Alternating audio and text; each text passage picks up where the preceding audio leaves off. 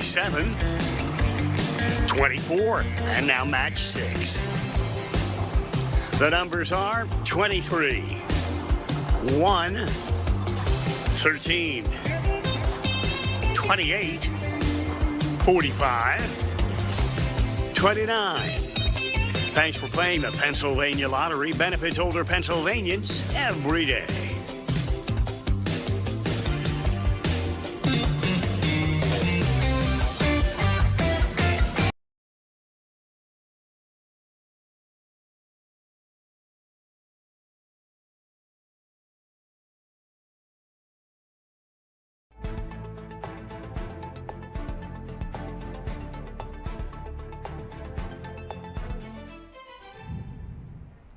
Welcome to Philadelphia Live. I'm Judea Murray. It is a disgustingly rainy day and night here in Philadelphia. New Jersey is feeling it as well. You're taking a live look at a couple of different things here. Right next to me, we've actually got the Ben Franklin Bridge. It's from Camden, New Jersey, looking on into the city.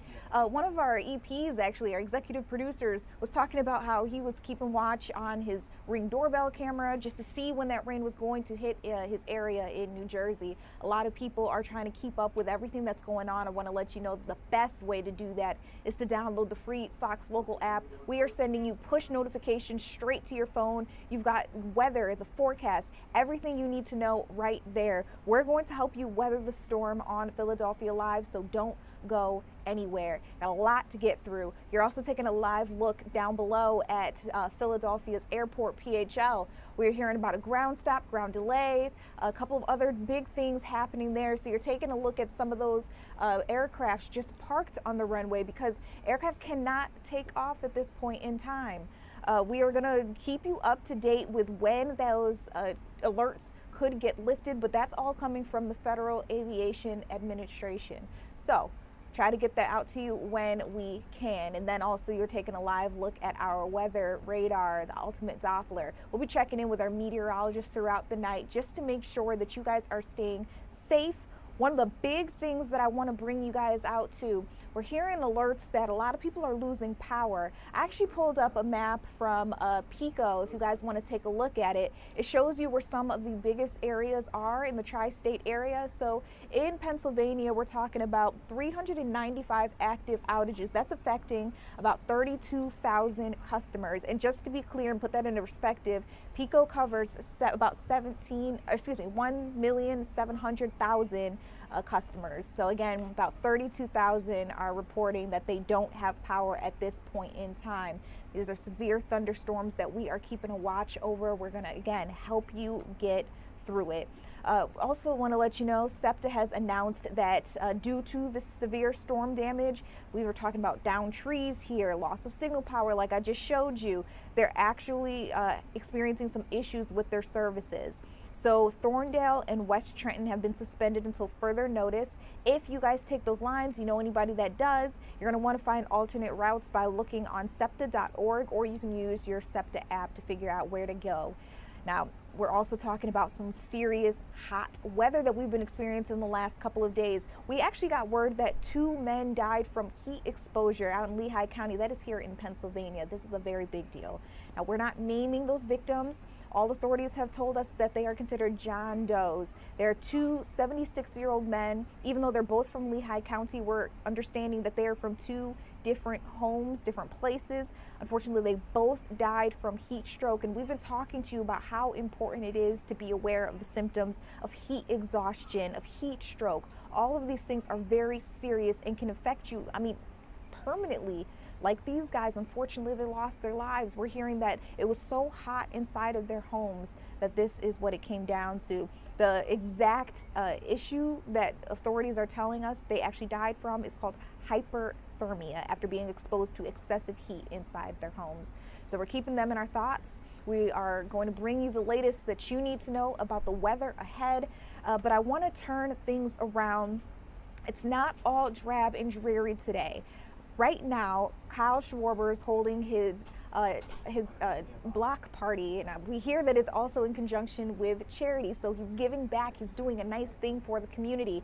Breland Moore got really lucky to head out there to bring us live coverage from that event. I hear it's wrapping up soon, but Breland, I mean, what have you been seeing? What have you been hearing? What have you been doing? Have you been eating?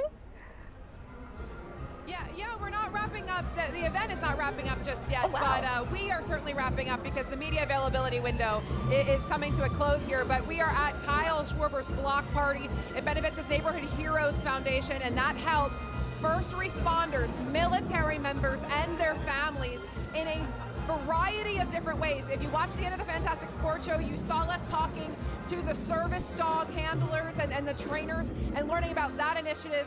And now we are joined by more special guests, and Jason is actually here with me. I don't know if you even spotted it. Yeah, it's the band just started playing. It's very loud, but we're joined by Families Behind the Badge, an organization that that really just does just that, helps families behind the badge. Bob, I think it was, and Mark and Jack. And what was it? Jack. All of you do great job. Explain what you do and how this event sort of helps your cause. So at Families Behind the Badge, we do a lot of work with our first responder community. Our mission is threefold. We provide immediacy grants for fallen officers and catastrophically injured officers. We have a Police Youth Alliance program where we support programs where we bring police officers and kids from the community together to try and help build a positive relationship with the police department. And our big thing now has been mental health and awareness. So we've got a big program going on with that. It's been very, very popular. We were just down at the 25th Precinct in Philadelphia last week. We did a nice presentation for the officers there. And then what's so nice is Kyle Schwarber is all about the mental health aspect of it with the first responders. And then he invited us all down along with about 20 or 25 survivor families to the ballpark. The kids got to watch batting practice. And then Kyle comes over and talks to each family member about what's going on and really relates to the kids in such a nice way. But he's been a tremendous supporter for us, and we're just really excited and happy to be a part of his Neighborhood Heroes program. How special is it? You guys have been involved in this for quite some time, and we were talking about the difference between having it at yards and now he needs even more space. How special is it to see the Philadelphia community come and support Kyle and also all of these causes by selling out a venue like Union Transfer? It's amazing. I think it's a testament to the impact that Kyle has had on our community, how lucky we are to have as first responders and supporters to have his backing too, to be a vocal supporter of that. It means a lot. And this city loves their Phillies. They love Kyle. We're glad to have him for the next 5 years. Yeah. I was just going to say, great job. If people want more information, it's fbbcf.org. I got the website there, fbbcf.org. Whatever you need from me, I'm happy to help in the future. I know you got a big bike ride coming up in July the 26th. What's that called, that bike ride? The Bend to the Shore. Oh, yeah, I've heard of that one. Oh, yeah. And July 21st. I'm going. I've just committed. I guess I've just committed. Thank you, fellas. Thank you, Have guys. fun tonight. Thank you very much. But this is an awesome event that, like I said, it's multiple different organizations all coming together to really help the people who need it the most, who are our heroes in our neighborhoods, and it just gives back to the, as Kyle said, to the people who give us so much. And Kyle Schwarber, he doesn't just put his name on the event; he believes it, he lives it. Let's just show you around here. I just want to show you around. They got a band playing over here. This is massive. These guys are like a house band right now, just kind of playing tunes. Pretty good too. The sound is good here at Union Transfer. And if you pan up, Rob, up top, that's where the players are. That's their hangout. They're enjoying. There you can see Kyle actually just past the pillar on the right side. But I mean, almost the whole team is here. The whole team here having a good time and supporting each other. Which, Jason, you and I have talked about a lot, and Kyle even touched on earlier, and I'm sure if you watched the 6 o'clock, you heard from him a little bit, and of course on the Fantastic Sports Show. This is something that is really rare, very unique, very special about Philadelphia in general, but especially this Phillies team. Any initiative that a player has, their teammates will all come out, show up, and be present just to help support the cause, and the organization, of course, backing them tenfold as well. It's an unbelievable, very unique thing that is really special. special. Yeah. Well, the Phillies didn't win today. They got a day off tomorrow. Yeah. And they'll play on They'll be Friday all right. against the Guardians. I think they'll be okay. It's very today. loud here. Yeah, we're going to send it back to you. Got it. First of all, Jay said, I am so sorry. I didn't see you there, but yes, it looks like you guys are there. It's a party, but also for a great couple of causes. Thank you guys for giving us a rundown of everything that's going on out there. And I was able to listen in. We're going to play it for our audience a little later on in the live stream, but I was able to listen in where you were asking questions and even asked Kyle how he felt about getting back out there. How was he feeling? He said he was feeling pretty good, and in fact he was hoping that he would have gotten out there tonight, but we're hoping to see him in the next game. So fans, you know, he's just doing it big, got a lot to look forward to. So again, they were out there at Kyle Schwarber's block party, and they also mentioned that things are actually just getting started. So it was my bad on that part too. I took a look at the schedule that they have for us, and it looks like literally in no time, maybe about 15 minutes, they're gonna have a pipes and drummer performance. It's gonna be really big. And then it looks like Kyle and Paige, his wife, they're going to be addressing the crowd and really getting things started at around 7:30. So about 20 minutes from now, they have a full night ahead of them. We'll be checking in with our sports team throughout the live stream as well. But remember, the weather is our biggest story, of course, of the day. We're taking a live look at our radar where we've got, and we're keeping an eye on severe thunderstorm warnings. We've got one that should expire at 7:30 p.m. But of course, we'll be keeping up with our meteorologist and just trying to see if that is still the case. And then it also looks like we've got one in another area that again is supposed to expire at around 7:30. So while we were battling extremely high temperatures, now it looks like we're battling some pretty severe weather. And we want to make sure you guys are being safe, want to make sure that you are informed. So I want to bring things over to Kathy Orr. Kathy, I know you've been doing your hard work of just trying to figure out where the storm is, where it's going, how many people are going to be affected. What can you tell us at this point in time? Well, the severe weather threat, Judea, is really past most of our suburbs right now and moving out of Philadelphia. So that's the good news. You showed those two warnings near the Jersey Shore, and that's really the last of the severe weather. We are so rain cooled and our atmosphere is kind of wrung out, so to speak. It's like taking a drenched sponge, right? That's just been soaked and just squeezing it out. I mean, these rain rates were about 1 to 2 inches an hour when these storms came through. So you had all that heat building up with the record heat. Then you had high humidity and a front coming through, and that's all we needed to see these severe storms just dump a couple inches of rain, much needed rain, and also some damaging wind. So you can see in Philadelphia right now, 73 degrees. The temperature was 95, Judea. So we have fallen 22 degrees in just minutes with these storms coming through. And remember, sunset's not till after 8 p.m. So it looked like it was nighttime about an hour ago, and now it looks like, yeah, it's the evening. And we're going to be seeing those skies stay partly cloudy to mostly cloudy, actually, as we go through the evening period. So let's talk about the record high for today. The forecast high was 95. We made it to 95. That broke the record of 94 set back in 1996. Here are the storms. I mean, the bark is worse than the bite right now, but a lot of lightning in New Jersey, and those are the weakening severe storms. You did show the severe storms,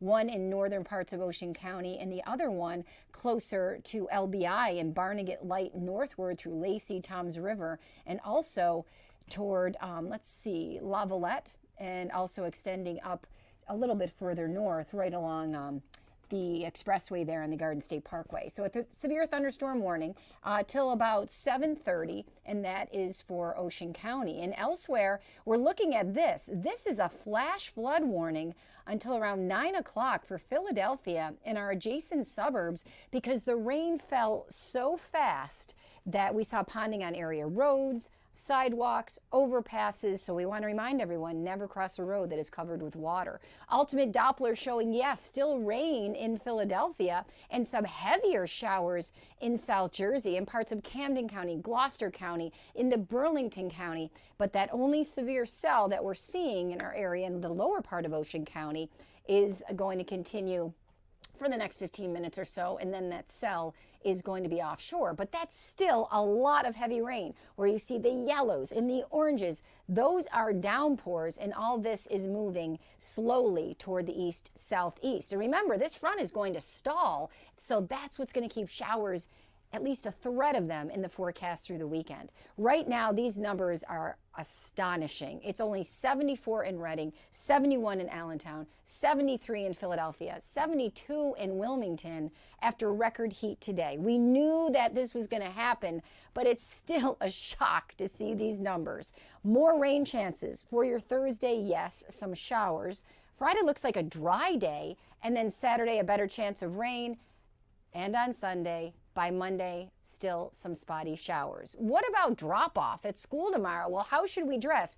How about for temperatures that are more like October? Yeah, tomorrow morning around 61, some spotty showers in the morning, so make sure the kids do have a hoodie or have their rain jacket handy. During the day tomorrow, we are in the 60s and we are not moving. The wind's out of the northeast. That is an ocean influence wind for us. That means we stay gray. The temperatures stay in the 60s, and of course, it stays damp around here. Highs in the upper 50s north and west, 60s for most of us, even down the shore, mid-60s will do it. That is just about it. Traveling from Philadelphia south on 95 through D.C., Richmond, you will encounter some showers because of that front that is stalled to the south. So let's wrap it up here just to show you the wet reality of this forecast.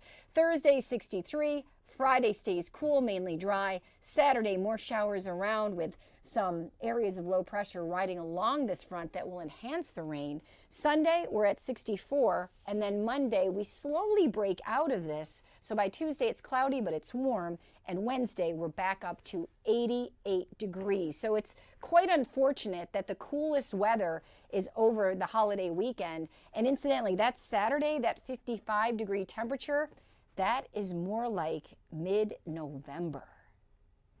You're talking about October and November after we just had straight 90-ish degree weather. This is insane. It's insane. And you know what, Judea, let me find my little, I have a cheat sheet around here. Get it? Let's see it. Let's see it. Here it is. Here's my cheat sheet.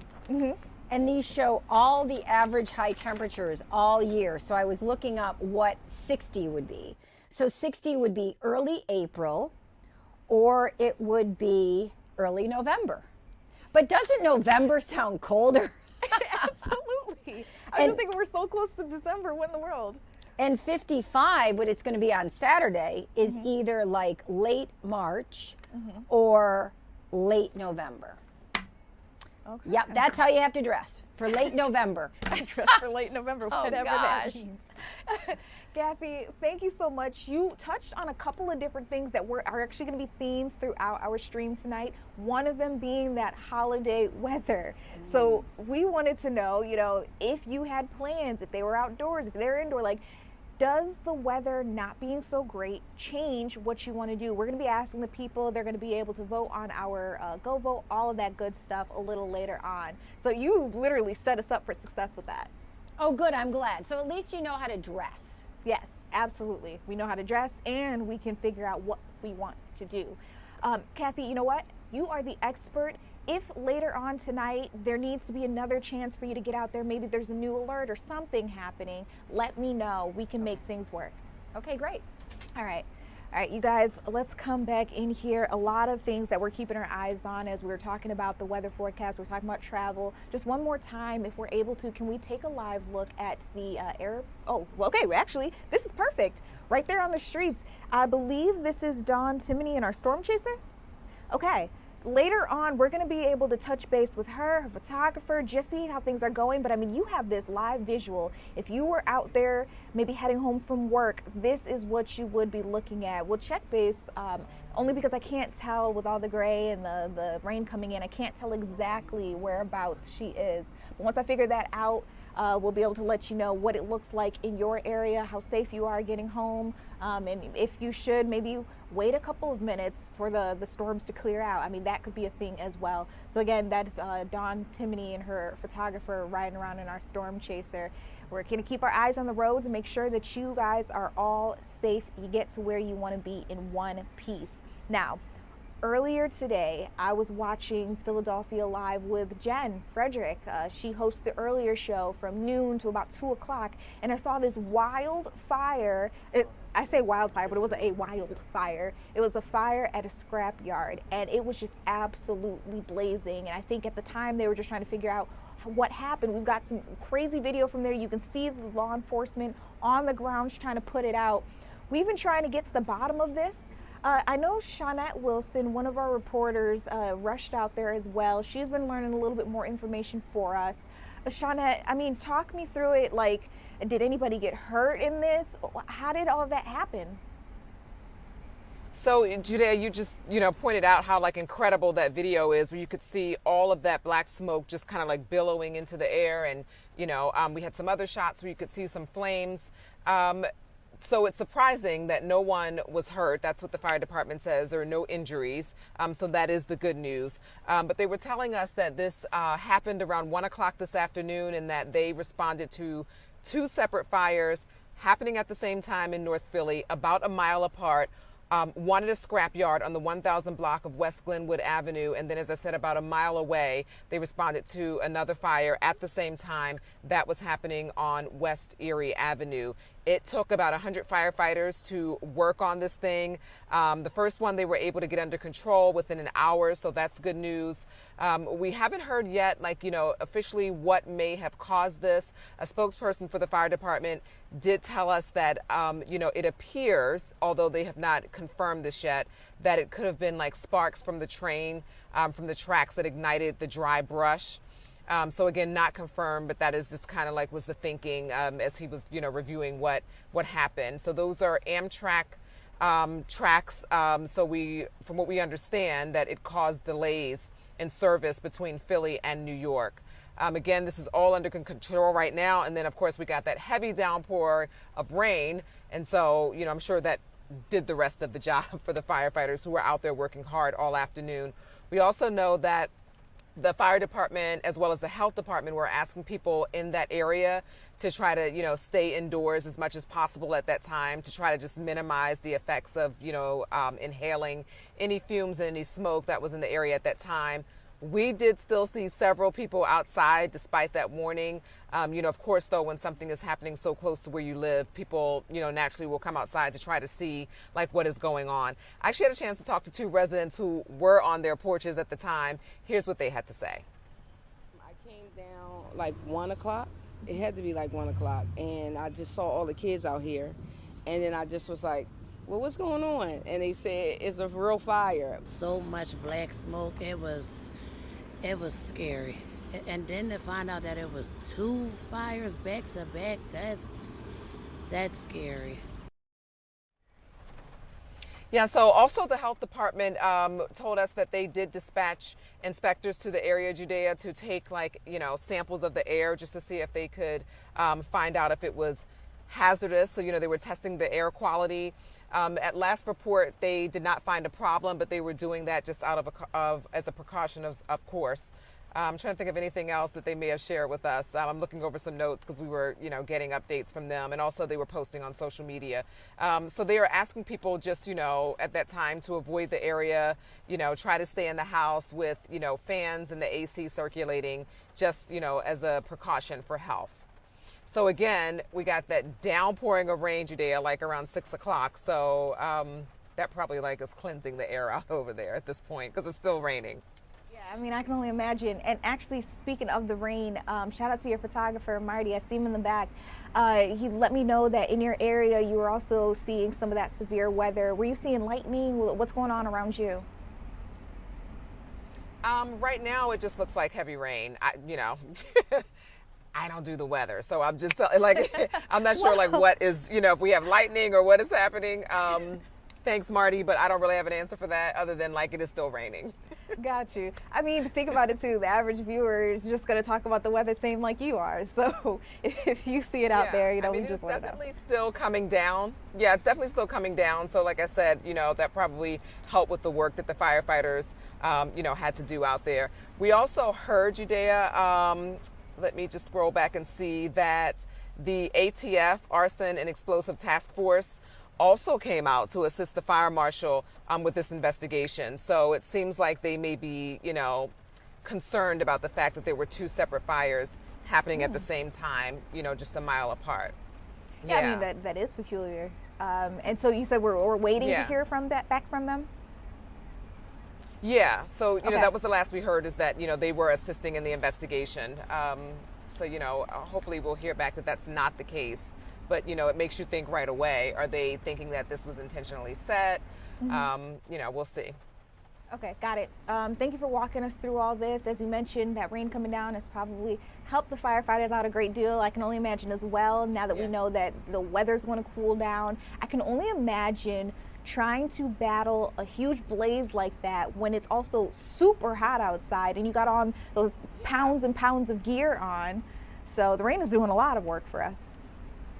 Yeah, you mentioned that, and the spokesperson for the fire department, wanted to kind of like us to emphasize at the time that they were rotating crews in and out just so that they could stay hydrated and get a bit of a break. They didn't want people to think that at that time the work had just completely stopped, because we know that that's not what the men and women do at the fire department. They are going to work through conditions, but in this extreme heat, as you mentioned, with all that gear on, and not like they're not used to it, but they were getting back up and rotating crews just to make sure that they were able to, hydrate while they were still working on this.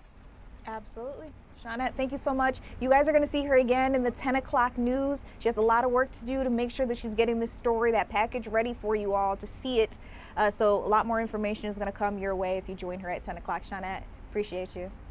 And I mean, as she was pointing out there too, we were talking about the heavy equipment and, they're trying to stay safe. Yes, they're used to battling fires. Yes, they're used to having that much equipment on, all those pounds on their back. But keep in mind, as I said at the top of the show, heat stroke and heat exhaustion are nothing to play with. It does not care how big, how strong, how healthy you are. It can still come for you. As we told you at the very top of the show, we heard that 2 men here in Pennsylvania, more specifically in Lehigh County, Pennsylvania, they died because of the extreme excessive heat in their homes. So we are all trying to make sure that we are staying safe. We're also trying to make sure that we are staying hydrated as the weather begins to cool down. But unfortunately, that does come with some wet weather our way. Now, remember, the big question that I will be asking you guys a little later on, I want you to interact with me in our live stream chat as well as on our Go Vote. We'll talk to you about how to vote and all that good stuff in just a little while. But the big question of the evening is Memorial Day weekend. It's coming up. Does the weather, because we're expecting rain, does that have an impact on your plans? Did you plan to go outside? Did you plan to stay inside? And it really doesn't matter. We're touching base with Jake Leonard as these votes keep rolling in. Meanwhile, coming up after this break, FIFA World Cup fever is still in full force. We've got less than a month before these games begin. Of course, we've got some really big games happening right here in Philadelphia. I want to talk to you about how different airports are handling this influx of people getting ready to have a good time. We'll talk about that with a Fox News reporter when we come back.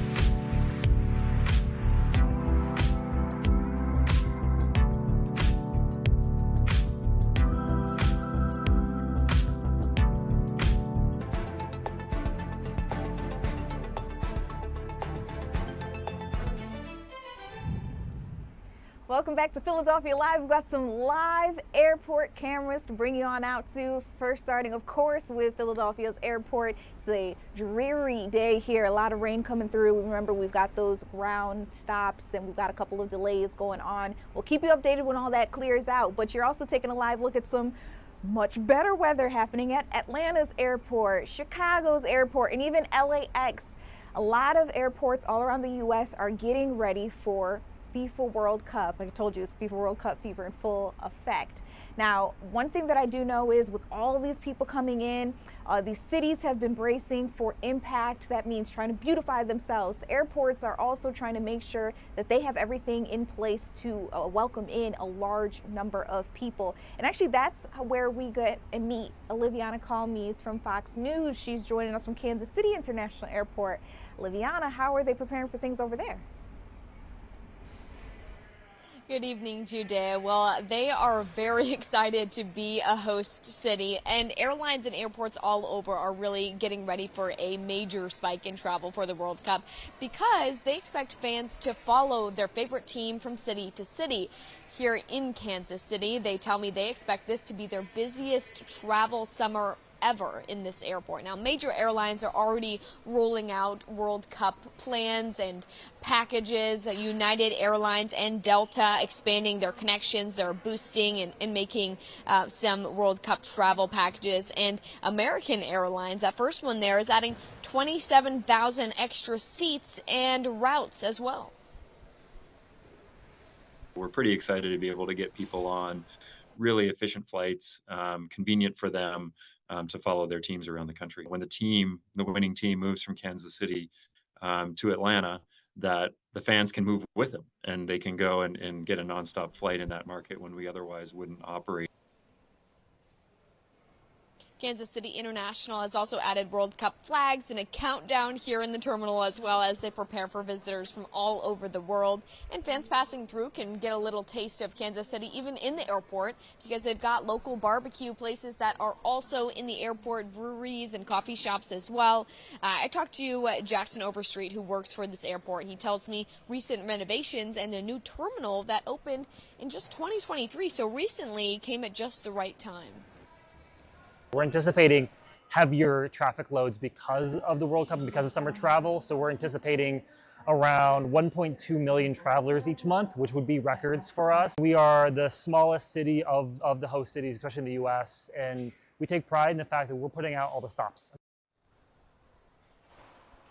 The FIFA is estimating more than 6 million people will be attending these matches. There's 104 matches across 3 different countries in North America, so a lot of matches to get to. A lot of it will be by air, Judea.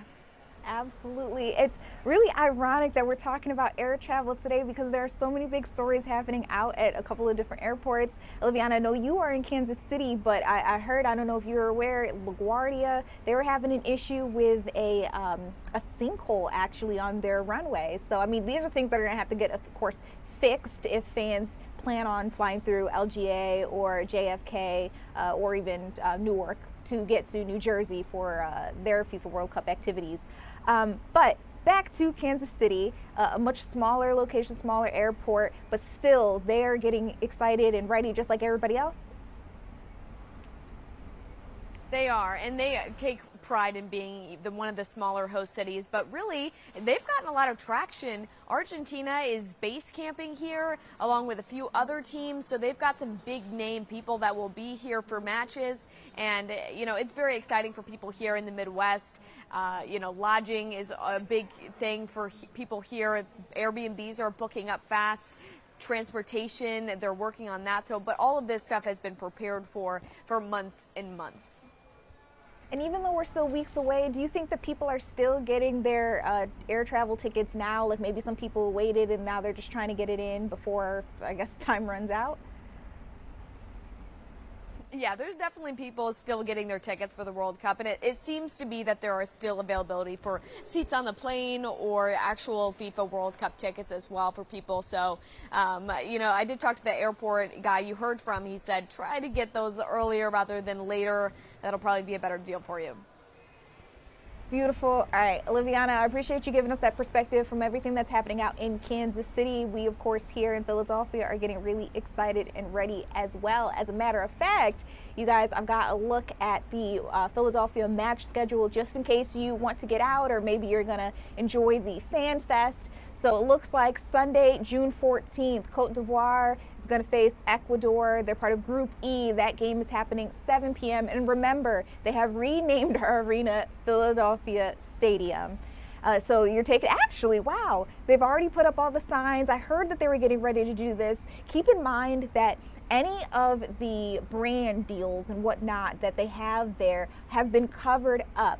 So if there's a special brand or sponsorship during the World Cup, of course, that will be on display, but everything that was already in the stadium is covered. So you're no longer seeing what we normally call it. This is Philadelphia Stadium, and they are getting ready full force for the FIFA World Cup. Okay, one more thing. Friday, June 19th, Brazil versus Haiti. Monday, June 22nd, France versus Iraq. Thursday, June 25th, we're looking at, they always mess me up, and you're not going to catch me saying it wrong. Group E has a game at 4 p.m. Saturday, June 27th, Croatia is facing Ghana. We got a lot going on in our area. I hope that you plan on getting to it. In addition to FIFA World Cup, you know that we've also got big plans for the 4th of July. So Philadelphia obviously is the place to be if you're looking for things to do. We got a lot going on here. All right. In addition to all of that, we're talking World Cup craze. SEPTA actually is doing their part to make sure that we are ready, we are prepared. Nothing is going to throw us off our game. They had a fire drill today. Greg Payne actually got out to it. You're taking a look at some video that he and his photographer were able to capture that shows a little bit of how they're preparing for emergencies. So if there were huge crowds and something were to happen, they went through a couple of different scenarios, like someone leaves a suspicious unoccupied bag, or someone loses their children and the parents of those children don't speak English, because keep in mind, got a lot of foreign visitors coming to our area. How would emergency personnel handle it? That was all on display, and they told our reporter that they didn't want everything to go perfectly because they had to see what would happen if something went wrong. How do we quickly pivot? So that was all, what was that? That's all of what they were looking at, what they were trying to make sure they could handle when these large crowds come into our area. So that was really interesting. If you'd like to learn a little bit more about it, I do believe we have an article up on our website at the moment. Fox29.com is the place to go, or the free Fox Local app. Meanwhile, we talked to you about the Phillies. They had a game earlier today, and unfortunately we did not come out on top. But I have to say, our boys really fought for it. So after the game, Don Mattingly, of course, held his post-game press conference. He does it every single time. We also heard from a couple of different players. I want to let you listen in to how they are dealing with this loss. Better than Pittsburgh. Kind of was pretty good through their top guys, and just the bottom of the lineup kind of hurt us. But in general, better. Got us off speed over more. I thought the second inning, the second inning hurts us. We score. Looks like, Trey gets on, steals a bag. Garcia good at bat. Harp sack fly. We get a run and kind of puts us off on a good note. Then we give up three, right? We give up the three right back. And the next run, I think, is another, their 9-hole guy got us, a couple hits early for driving in runs to tack on. And that was really kind of the theme, it felt like, all day, is that, their lefty kind of, slowed us down, and we didn't really get anything going. But as we started to scratch back, they keep tacking on runs. The low at bat, that double for 2, Myers in there, gets us for another one. We just weren't able to really get our momentum going, which we kind of had it, but we never was able to sustain that. They kept scoring. As you look at Nola on his last 7, I think he's only had 1 foul this far. Do you think it's more location, or do you think it's more stuff? Which kind of take what you've been seeing? Yeah, I take them all kind of individually, instead of, taking the large sample. Obviously, the large sample is a little bit of a trend that you don't like. And then try to take each one of them individually. Is he getting better? And then how do we help him? And I know Caleb and the guys are always working on, what we can do differently, what we can do better, each individual team, what his game plan is and things like that. But yeah, he's had a tougher time for me of just kind of staying consistent with his stuff and being able to get through games. Any hunch on early thought on how you could help him as an organization? We've talked about a lot of things. We've talked about him pitching backwards, doing different things. Pitching backwards sometimes is using your fastball more, sometimes it's less, sometimes it's more changeup, maybe it's more breaking ball. Each team kind of presents their own set of challenges, so I can't say you're going to be able to say it's one thing, right, to flip the whole script, right? I think it's going to be each game to game is, how his weapons are working, how he's going to get through innings and limit any kind of damage. What gives you the confidence that Aaron can get on a good stretch as he's done before? No, I think he's a guy that's been through it, so he's not going to give up. He's going to keep working, and we're not going to stop on trying to help him in any way we can. So, counting on him to be the guy he's been and continue to make adjustments to have success. Are you seeing anything different with Kirkering when he comes into a dirty inning in these tight games versus when he comes in with lower leverage? Not really. I mean, his stuff for me is always good, and it's just a matter of getting the pitch to the right location. And he's not been a guy that's really a big swing and miss guy, but his stuff is really good. Nothing really. A lot of guys I think is you'll see more trouble out in dirty innings. You're coming right into the mix. Right, you get a clean inning, you have a chance to, make a mistake, give up a hit, and not cost you a run. So we're asking him to do, get us out of jams and things like that. So they're always going to be, they're mostly tough spots when he's in the game. I know you got a couple guys out of position today, but more sloppiness in the field, 50 games in the season. Do you think that just might not be a team strength defense, or how do you look at it? What are we talking about? Which plays?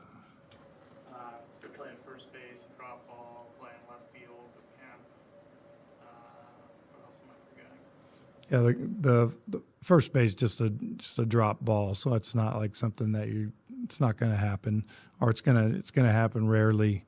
The Kemp ball, I can't see that our dugout's kind of tough to be able to see depth out there and routes and things like that. So I haven't had a chance to look at the replay and talk to Paco or anything like that. So in general, you got to catch the ball. You want to limit outs. And we are who we are, right? We just want to be as good as we can possibly be, and force them to get hits to beat us. And basically today, that's what they did. JT has struggled a bit since coming back from the IL. Is there anything you noticed with his at-bats? Not really. He always looks the same to me. He's always his setup and things like that don't really change much. So I haven't seen a whole lot, honestly. I know he's not getting a lot of hits and things like that, but I'm going to count on JT to be JT over the course of this season. Was Kyle available as a pinch hitter tonight? He was. We just didn't get to the spot or get really where a chance that his at bat was going to make the difference. He is. Overall, how would you assess the team's play in these 3 games against Cincinnati? I mean, we're fine, and you're not going to win every day. I mean, I plan on winning every day, but it's going to happen. Obviously, the first game we come from behind, we don't really, the first couple games we didn't really put up a bunch of runs. Today we showed some signs of starting to spark that back. Each series is different. Each game is different. So we're fine. I mean, there's nothing in here that scares me that we're not going to be the team we need to be.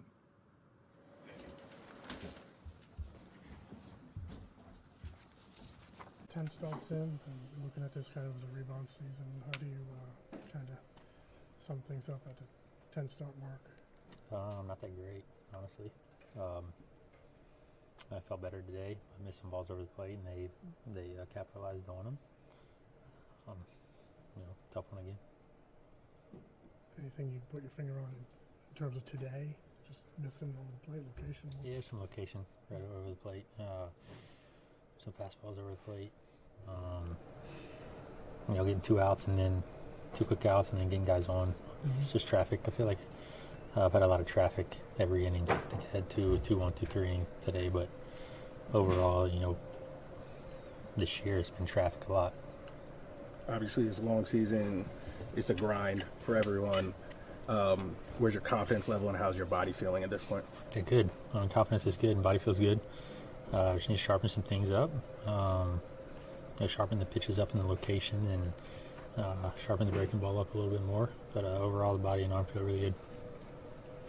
Do you feel like you don't have a margin for error and that if you just miss your spot a little bit, you pay a big price for it? That's what it feels like sometimes, yeah.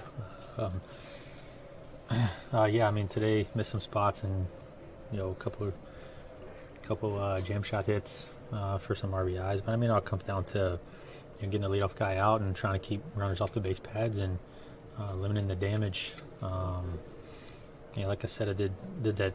I think 2 times today, and the other times, I get a couple quick outs and then a couple of base hits or get the leadoff guy out. It makes pitching a little bit harder. So I need to tighten that up a little bit. Is there a way to sharpen stuff? Is there a path to that? Something you could, in particular, work on? Yeah, just got to keep working on it during the week and in my bullpen sessions, and once game time comes, just keep competing and try to make better pitches. How much do you think ABS makes it harder to work the edges? It is harder for sure. You don't get those calls. Just got to keep trying to make the adjustment, and that's the way the game is nowadays, and just got to adjust to it better. Thanks. Nola recently that, since the Miami start, I guess that hasn't been as sharp. Just the overall consistency. I think, he's making a lot of really good pitches, and then there's just times where he's catching a little too much plate, falling behind in counts.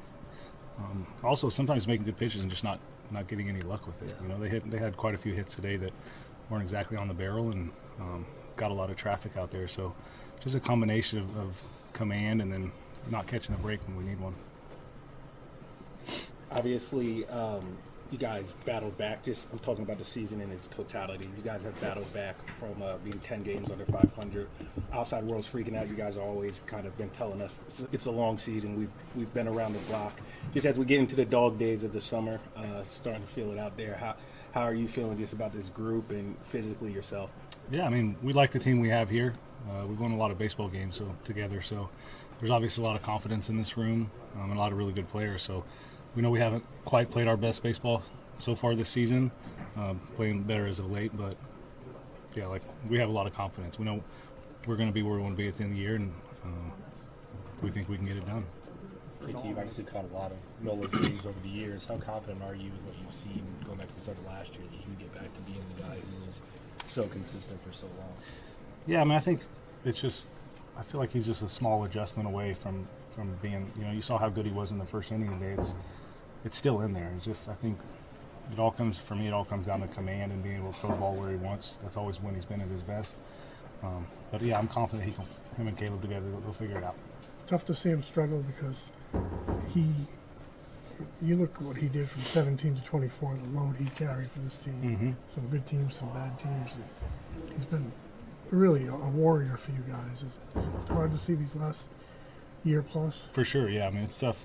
It's tough to see anybody struggle, but especially somebody like Nola. He works so hard. He's such a good competitor. He's gotten a lot of big outs for this team.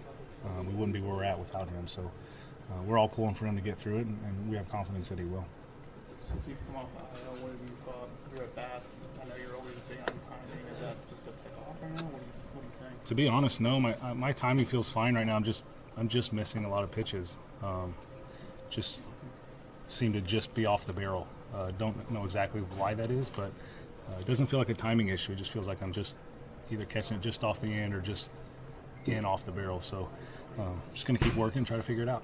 Don said the other day that maybe he's going to look to get you, a couple more days off. I know that's been a talking point for the last few years now, but how do you feel about your body and your health and just like what the workload you're able to handle right now?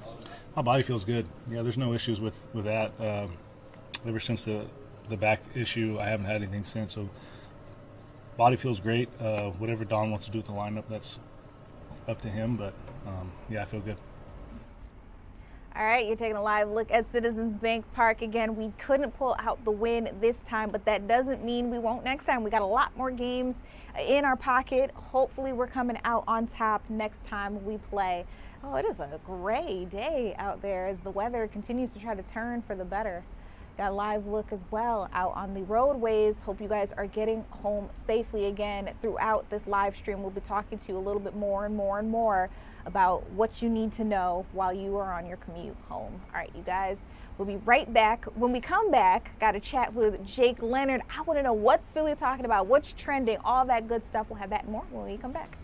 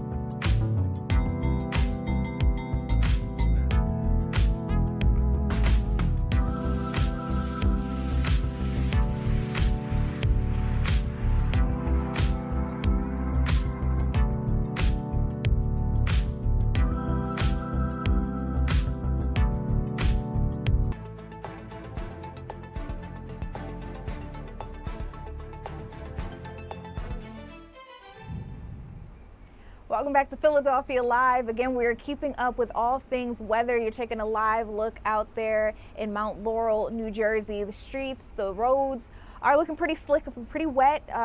Please slow down your speeds. We're watching as these people rush by, and you can literally see the water slicking off the back of their wheels.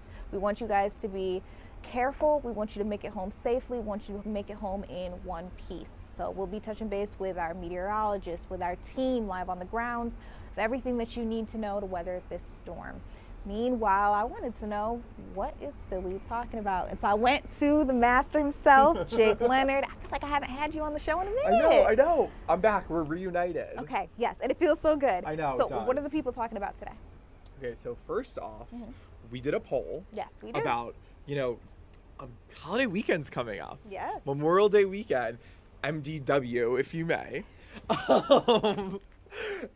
what you're calling it? Okay. So we wanted to know how your plans are going to be impacted, because unfortunately it's looking like it's going to rain. Yeah. So we posed the question to you, the people: would a rainy weekend change your Memorial Day plans? And as expected, 42% of people said yes. I had plans outside. Oh, the numbers are changing. Yes.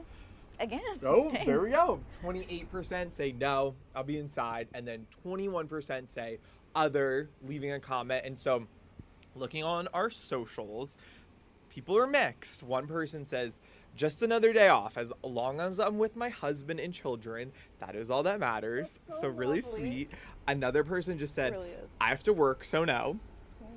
Someone else just said, yes, we are no longer going to the shore, which a few people are saying. Yeah. This person, Jason, says, the great Wildwood rush will go on, ... rain or shine. No, it won't. It literally won't. But to the point of everybody who said that they would or wouldn't be going down the shore, I mean, I'm hearing that is a very popular option. A lot of people like to get out there, walk the boardwalks, and we're concerned about the business owners who may not see that same level of foot traffic that they were hoping to. 100%. Yeah.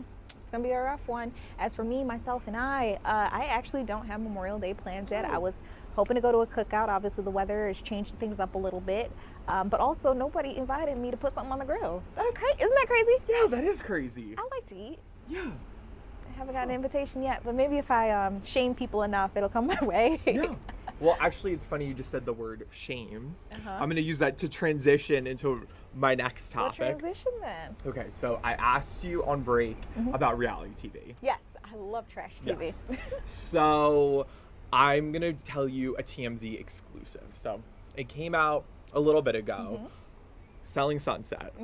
Everybody loves 4 people are leaving. Yes. Which 4? Mary, who's one of the OGs. She's been on since the beginning. Emma and Chelsea, who are newer, but they're kind of main characters. And then Sandra, who is newer for the last season. So it's those 4. The article from TMZ that they broke, it makes it seem like they were kind of forced out of their contract. Wow. But also Chriselle, who's kind of the main, up until this point, she was the main focus. She's leaving on her own volition. accord. Yeah. So 5 people, but they are bringing back 2 OGs, Christine and Heather. I mean, great, but that's a big loss there. And I'm just, so are they going to try to fill them with other real estate agents, or? I think, so basically, Selling Sunset, the Selling Sunset branch, there was a bunch of different shows, like Selling the OC. There was one in New York, I believe it was called Selling the City. So there's a bunch of different agents on those shows. And I don't think Selling the City is going forward. And I think Selling the OC is currently on hiatus. Yes, there was another TMZ article that said that they're currently in negotiations to bring one of the agents from the OC onto the main show. So lots of changes in the Selling Netflix series, which is one of Netflix's most popular franchises. I mean, okay, so if I can just like turn my brain off and just watch people go in these beautiful homes, I'm not affording, let's just be honest. Yes. I'm not affording those homes, but I can dream, and oh my gosh, yes, and I can see myself living there, even though I can't. Yes. It's just fun. You know, I always described it, it's kind of like the best of both worlds, because when I was growing up, I always loved, when I was stressed out, needed to calm down, whatever, I would put on like HGTV, you know, like House Hunters, or like like a show like that. I just felt like it was so nice to have on in the background. But then also sometimes I'd want something like with drama, like the Kardashians, something like that. Selling Sunset is combining the two, so I couldn't ask for a better show. Yeah, they get messy on there. Real messy headlines. Yeah, it'll be interesting to see what's going to happen now that we have 5 cast members leaving. Gotcha. Okay. Now, growing up, I probably shouldn't have been watching this reality TV. Like I said, trash TV. But my favorite shows, I liked Flavor of Love. Yeah. I was a Flavor of Love girl. Yes. New York is actually from my hometown. Really? She is. She is. Reality TV icon. Absolutely. To this day. Oh, yeah. What else was I mean, all of the different spin-offs that they had, Tila Tequila, Yes. all of that. Yes. Anyway, Jake, we will be checking back in with Yes. you a little later on just to see how things are progressing. Yes. What else are people looking up? And Yes. also, we want to know, as you guys continue to vote, we want to read your comments and all that good stuff. We got a lot more content coming Yes, up stay for tuned. you all. We will be right back.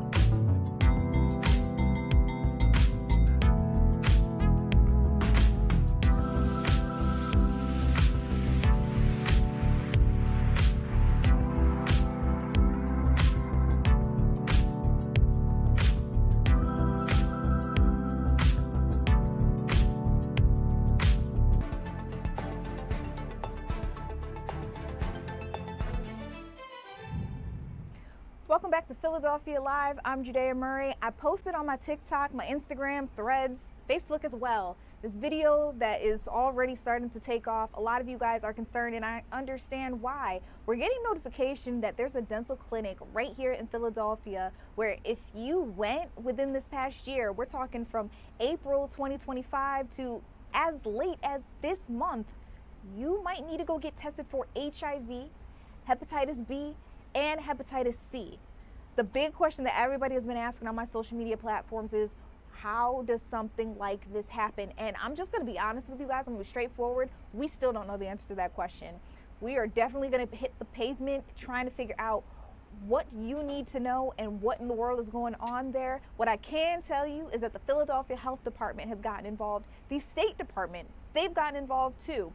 Again, they say recent dental patients of this particular dentist office called Smiles at Rittenhouse Square. It's in Rittenhouse Square. We're here in Philadelphia.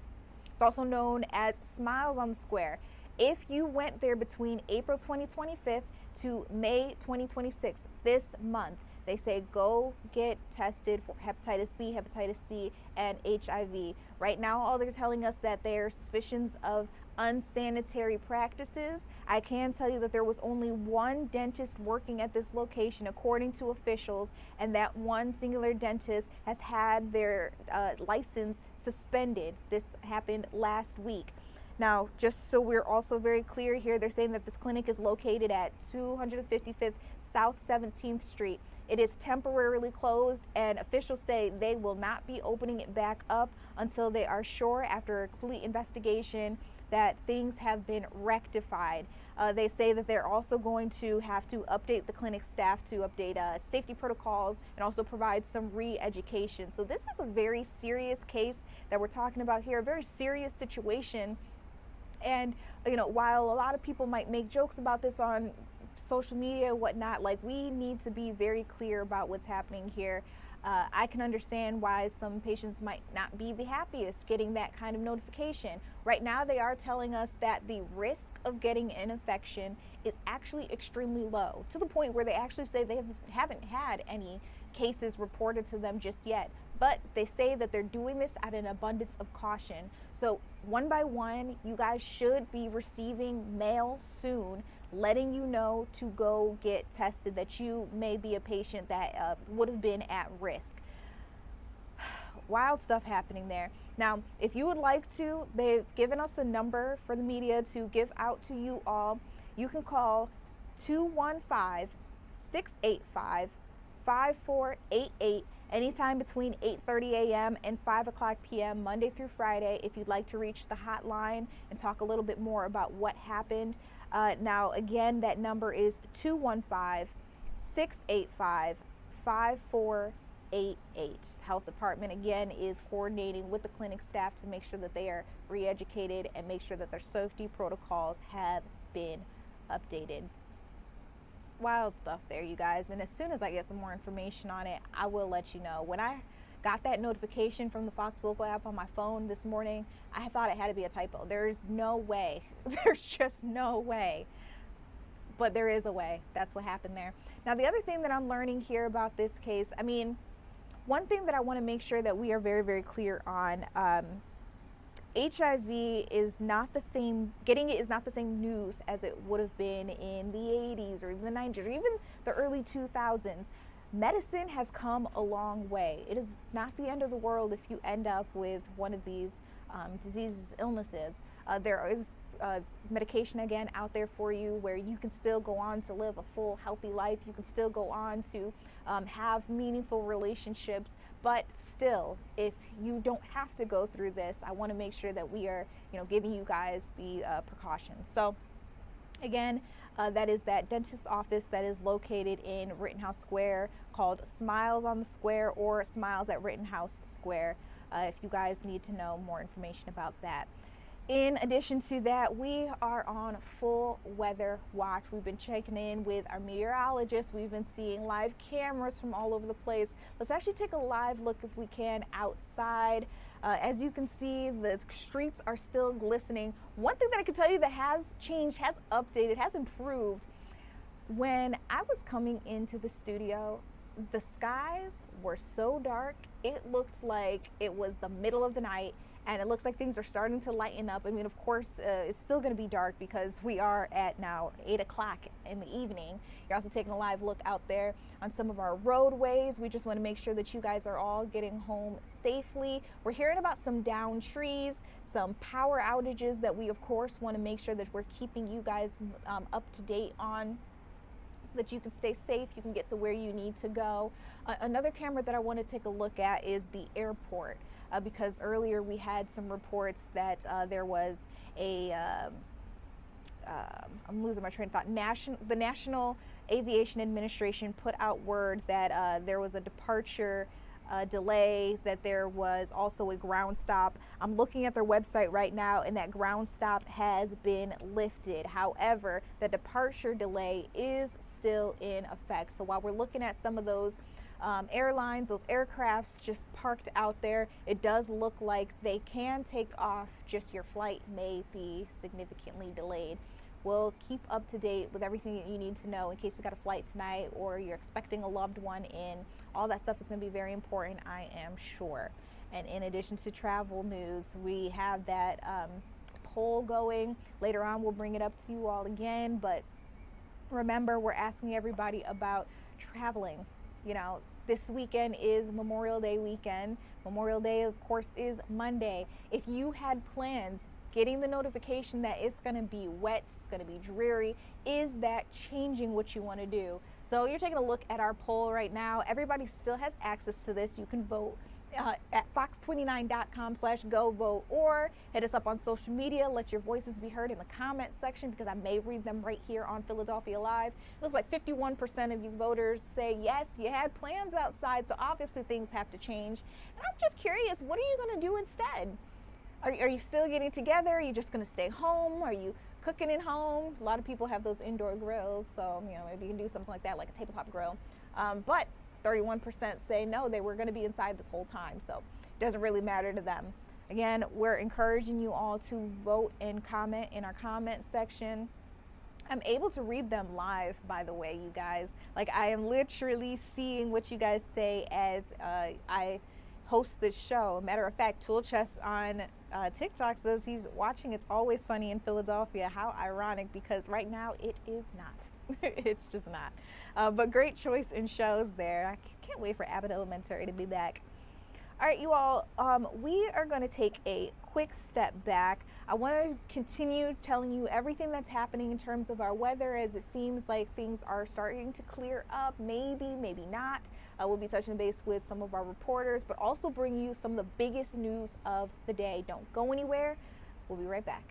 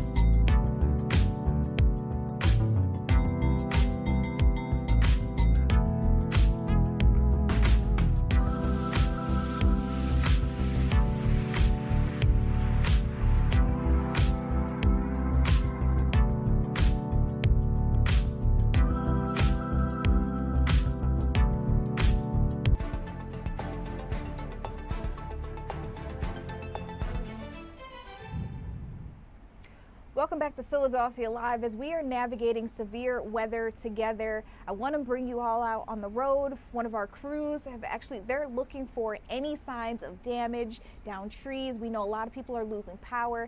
If you are in a neighborhood where you know things have been happening around you, a tree has gone down, maybe you know a neighbor who's had an issue, please let us know. You can email our newsroom. You can write me right here in our live chats. Comment in our comment section. Let us know where to go out. We want to make sure you guys are safe, but also if we can help bring any closer or quicker updates to your area, like perhaps if we go out and report on a down tree, maybe it'll get the crews out there a lot faster to clean it up. We would love to be able to do that for you all. So Dawn Timney is actually driving around Levittown right now out in Bucks County. That is that live image that you are getting from her on the roadways. So far, she says she is staying safe. The roads are not too bad in the areas that she's been visiting. But again, if you've got some damage or you know of some standing water, flooding in your area, please let us know. Meanwhile, I also want to keep you guys abreast of some of our biggest news of the day. Here's one that is going to churn your stomach, but it is true. These are the details that we have so far. Parents, this couple, they've been charged with killing a newborn baby while they were still at the hospital. You're taking a look at the couple on your screen there. This is a very sad case that we're dealing with at this point in time. So Kevin Canaan, he is the man in this situation. Jennifer Tavares Cepeda is the woman suspect in this. They are facing homicide charges and a couple of other ones in the death of their newborn baby. So right now we know that the child died of, and I quote, multiple traumatic injuries. It is not exactly clear what that means, but officials did say at Tower Health Reading Hospital, they found the newborn baby in medical distress, still in the maternity ward recovery room. That's according to police.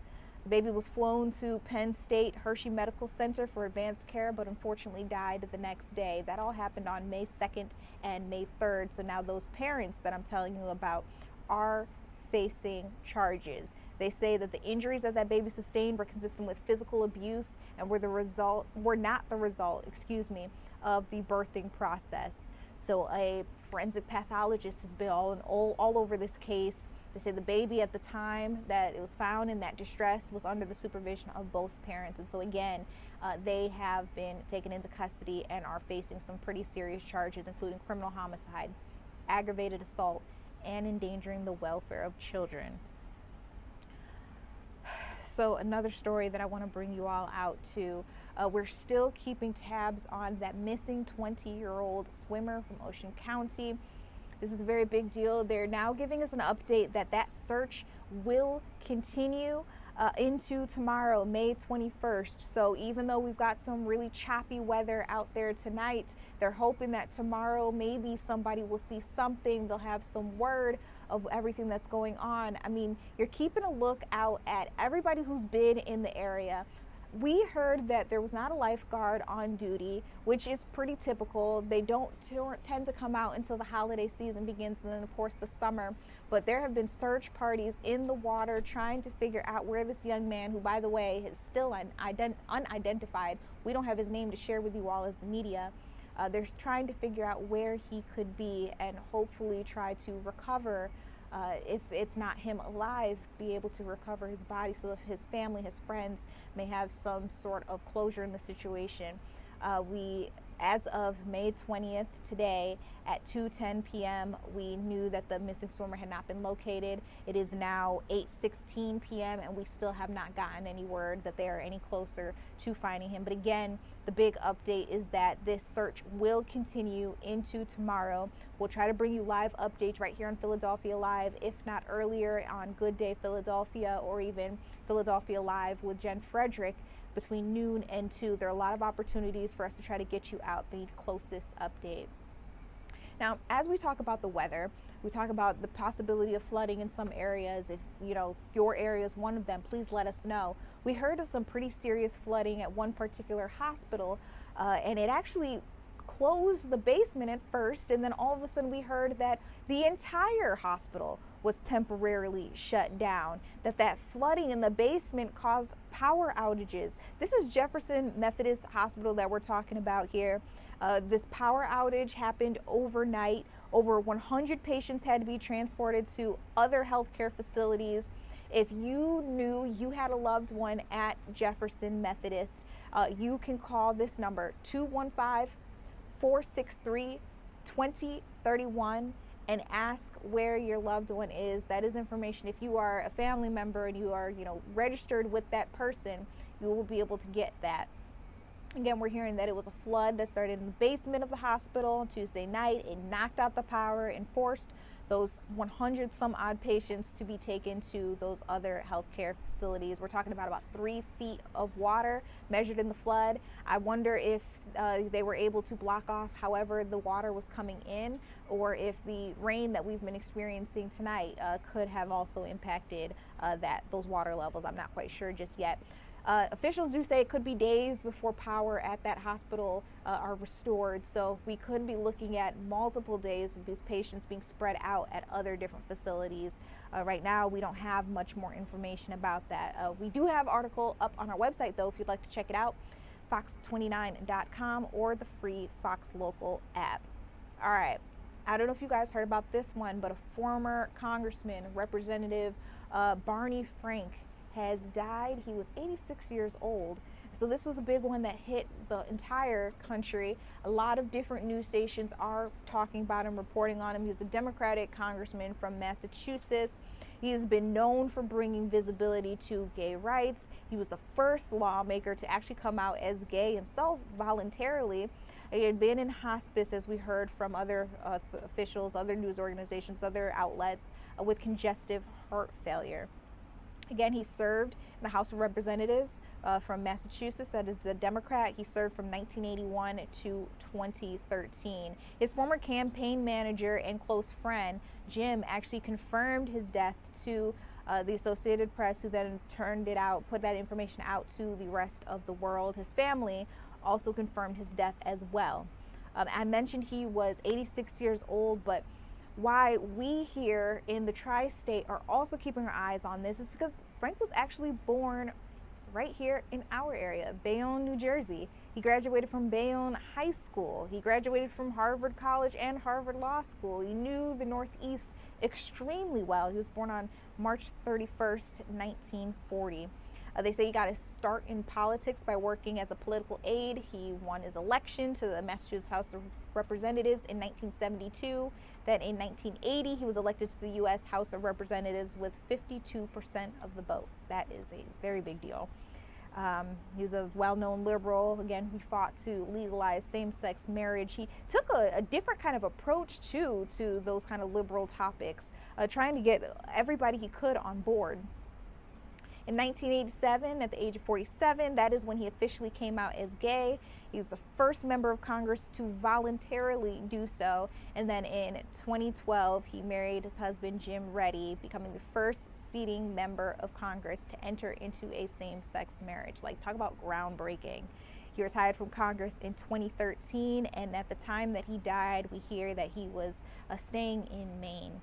So we have our thoughts, our prayers with him, his family, his friends, and of course his old colleagues who are just trying to come to grips with hearing that he has passed away. Back here in Philadelphia, we've got some news and actually some pretty incredible video to show you all. There was a suspect who was accused of smashing through a deli door. Why? Because they say he wanted to steal a lottery cabinet. I actually had to look up what a lottery cabinet was because I was like, is it just the machine? It's where all the tickets and scratch-offs, all that stuff, it's where they sit. So there was a surveillance video, beautiful, a surveillance video that shows the suspect smashing through the front door of the business with a hammer. Take a look. Absolutely shattered. He runs in, dips underneath the door, trying to grab what he can. It looks like he is going for what they say is that lottery cabinet, struggling with it at first, but eventually they do say that he got it out.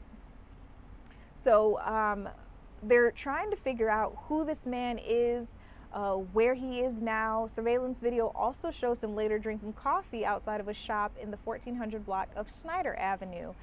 So If you know who he is, if you know where that lottery cabinet could be, police are asking that you give them a call. The agency that we're talking about here is Philadelphia Police Department. Now, hold on, that video goes on. They say after stashing the lottery cabinet in the rear alley, the suspect was captured on surveillance camera walking, as we see there. Say he had a black umbrella with him, and you see him using that probably to evade being seen by a doorbell camera. But minutes later, they say he was picked up on surveillance video in the 1400 block of Snyder, and it looks like that is either him or who they're suspecting to be the suspect, drinking that coffee I was telling you about. You know, got to get your rush. All right, you guys, we're keeping up to date on all things happening. There is a very vicious attack I need to tell you all about. Actually, if we can work to get that article pulled up, because when I tell you I read through this and my jaw was on the floor because I just couldn't believe that this was something that happened in our area.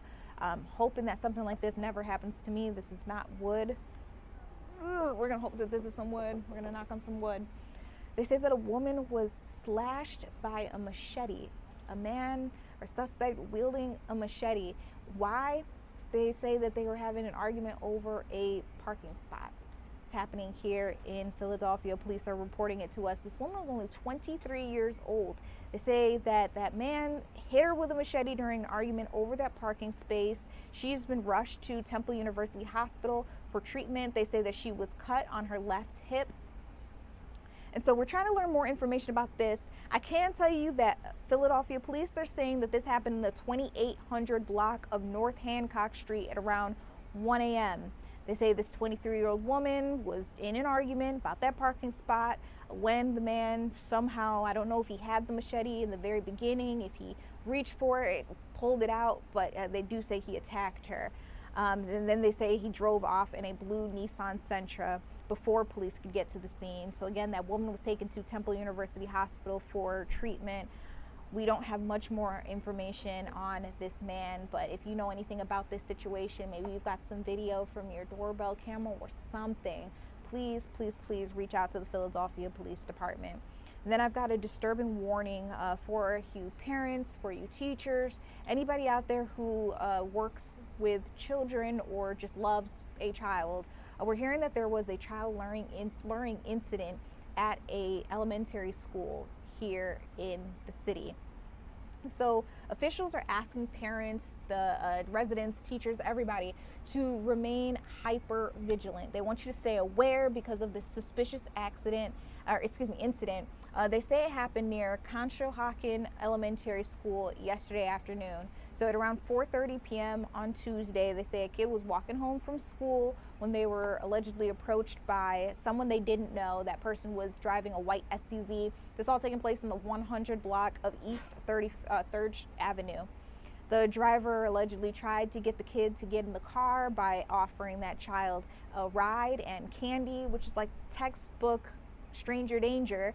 The child thankfully made it home safely. They say they got away immediately and then told their parents, who then contacted the police, contacted school officials, and now they contacted us, which is how you're able to hear about this situation.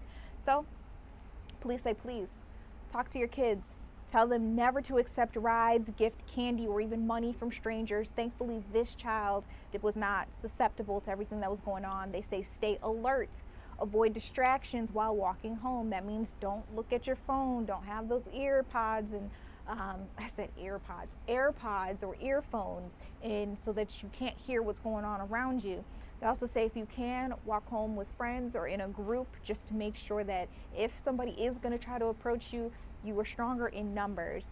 And then they say if something suspicious does happen to you, someone approaches you, leave that area immediately if you can. Last but not least, memorize important phone numbers and safe locations along your route home. And that memorizing numbers one is a huge issue.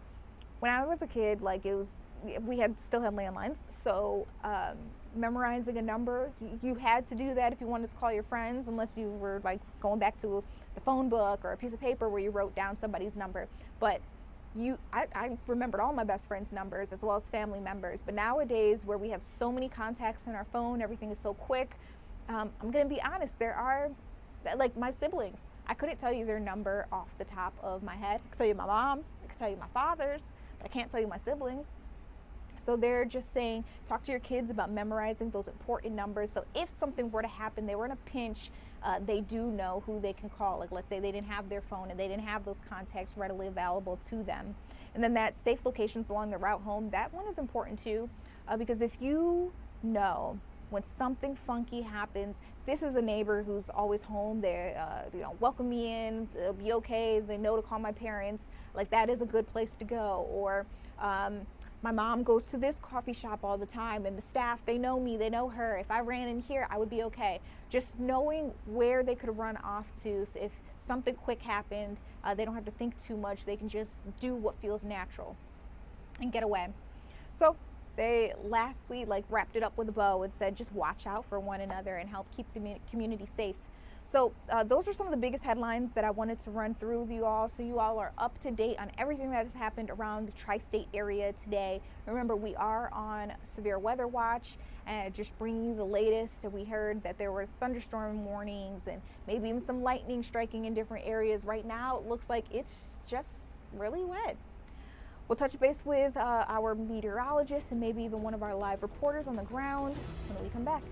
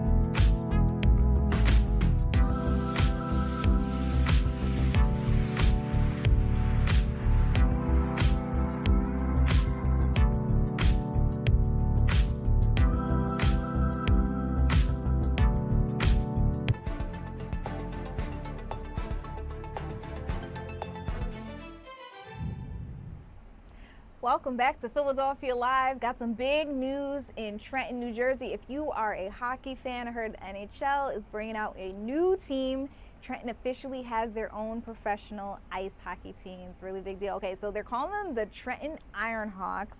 They've announced an NHL affiliation agreement with the New York Islanders. You're taking a look at what I believe to be their kind of teaser or like a sizzle reel of what they're expecting to bring out there. It's going to be a really fun time at games. I mean, even me just getting to watch the Flyers here in Philadelphia, becoming a new fan, this has been really fun. So I can only imagine. I'm excited for everybody out there in Trenton, New Jersey. They're supposed to play their first home game at Cure Insurance Arena on October 24th. So you got some time. Try to get up and get ready, get out for the games. This is a really big deal for New Jersey. With that being said, I want to turn things over to our sports team. Scott Grayson is up on the mound. We had a lot going on. I know the Phillies played earlier today. unfortunately, we didn't come out with the win. I want to know what that means for the series. It's officially over. This series is officially over, right, Scott? Yes, this series is over. They lost this series to the Reds. It's the first time they lost a series since Don Mattingly took over as manager. So that is new and different. They just weren't able to get it going today. Aaron Nola, he's had his struggles this season, and they continued again today at times, leaving pitches out over the plate a little too much, and the Reds made him pay. There was a point in time where the Phillies got back to within 1 run at 5-4, but they ultimately lost 9-4. Aaron Nola, 5 innings, gave up 8 hits, 4 runs. So he's definitely trying to work through some things right now. But the team, they're going to be off tomorrow, and then they open up another series. They're still here at home. They'll open up a series against the Cleveland Guardians on Friday night. Got you. Okay. And, I have been keeping up, just trying to get ready for the Philadelphia Eagles when their season does officially begin. I know we heard a little while ago their schedule had been released. So I think August is when we're expecting the preseason to begin, and then September for the regular games. Is that roundabout? Yeah. The first regular season games usually about the second week of September, and then they go. They'll play their games. I know their bye week is week 10. They do have a game in London this year. They're playing Thanksgiving Day. They're playing Christmas Eve. So, our holidays are going to have the Eagles as part of it. So there's it's an interesting schedule. Definitely, I think, an easier schedule than what they faced last year in terms of opponents. But they're playing on Sunday nights, Monday nights. They've got a couple Thursday games in there. They're playing on a Saturday. One of their bigger games this season might be against the Seahawks, who were just in the Super Bowl last year. It'll be here in Philadelphia, a 5 o'clock game on a Saturday evening. They've got a very interesting schedule. And like I said, they're playing all different kinds of days during the week, and holidays included, playing overseas in London. So, it's got a little bit of everything. A little bit of everything. I want to ask, as I'm trying to learn the team, figure out who my favorite player is going to be, I can't just say off the rip Jalen Hurts like everybody else. I feel like I really need to watch the games and, look at the stats and then actually make an informed decision. But is there anybody in particular, maybe it's a newbie or just somebody who always plays really well, who you're looking forward to see what they can bring this upcoming season? I'm interested to see what Jonathan Grenard brings to this defensive line. He is a very talented defensive lineman, an edge rusher that the Eagles got via trade during the draft. He comes from the Minnesota Vikings. He's a guy who could get over 10 sacks this season. They need a guy like that to really put pressure on a quarterback. When you get pressure on quarterbacks, that's when you end up forcing turnovers. With turnovers comes a shorter field for your offense, and you see how it goes. They obviously need more help than just what he can do. But he's one of the guys, the newcomers, I'm looking forward to seeing. As far as a returning player, I'm really curious to see what kind of season Saquon Barkley has. 2 years ago, he rushed for over 2,000 yards. Last year, struggled. The offensive line struggled. I think that's a reason why. Saquon had trouble finding some room running. But with the new offensive coordinator, everybody's focused on all the things that could be happening with the passing game. They do want to, we've heard they want to get Jalen Hurts under center more. That makes it harder for a defense to figure out whether you're passing or running. And I think Saquon Barkley could be a big benefactor in this offense. A lot of people want to focus on the passing game. What will Jalen Hurts do in this offense? But I'm curious to see how this offensive line with Saquon Barkley performs in this offense. Of course, they've got to pass the ball to help him. You've got to be able to move the ball down the field, through the air and on the ground. But I think it could be kind of a good bounce-back year for Saquon. Yeah, we need to look at the full picture. I want you to be realistic with me. Could we be looking at a Super Bowl-ready team this year? Look, here's one thing I look at. When you look at this defense and what they're going to have when they got Vic Fangio, their defensive coordinator, coming back, they do have some holes to fill on defense, but they're not facing, in my opinion, any of the great quarterbacks in the league. They have some good ones they're going to go up against for sure.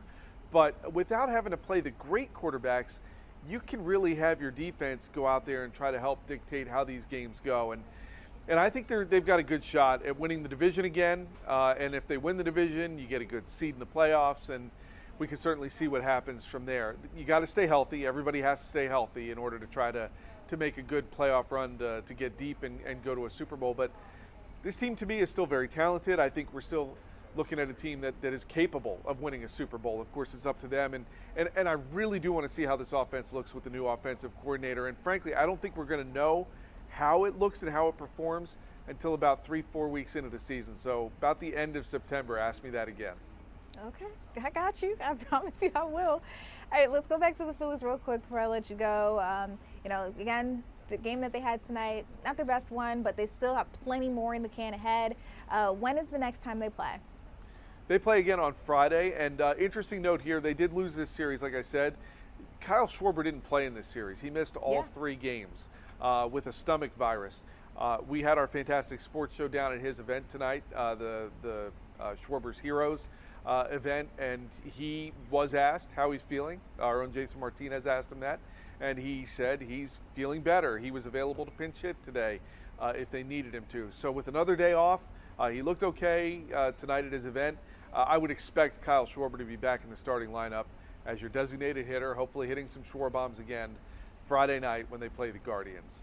That's what we want to hear, and that's definitely what we want to see. And perfect segue, because you guys, as he mentioned, Breland Moore or Jason Martinez, they did go down to the event, which is still on and popping right now. And we actually got to record what Kyle Schwarber was talking about. I want to let you listen into it for yourself. Let's go ahead. Yes.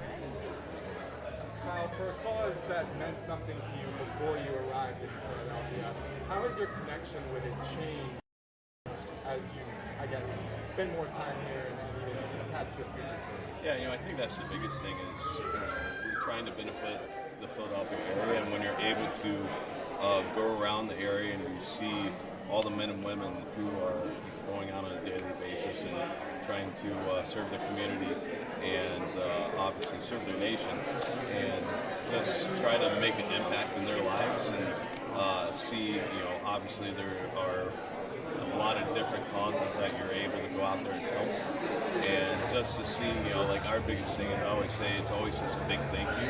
It's always trying to put a smile on people's faces. Hopefully it's an experience that they'll remember for, we always say if it's a day, a month, a year, or a lifetime, it's always worth it. So the appreciation's always grown more, and that's why we want to keep doing this and we want to keep growing it. Yeah, I was going to say, how awesome is it to see it grow and evolve throughout the course of the years? This is your first year here at Union Transfer, right? Yeah, first year at Union Transfer. We're excited. Obviously, a little bit of a bigger space. It's fun. It's great. We felt like we kind of outgrew Yards, which was an awesome venue, but we felt like that we just wanted to get a little bit bigger and try to fit some more people in to try to help benefit our first responders, military personnel, and their families. Can you talk about obviously the prep that goes into COVID is putting this together?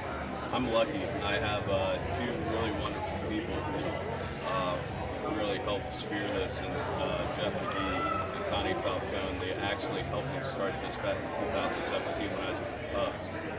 Lucky enough to have them on board to spearhead this, and they've been doing such a great job of, they used to say this back when we were Cubs, we're players and we want to have a charity.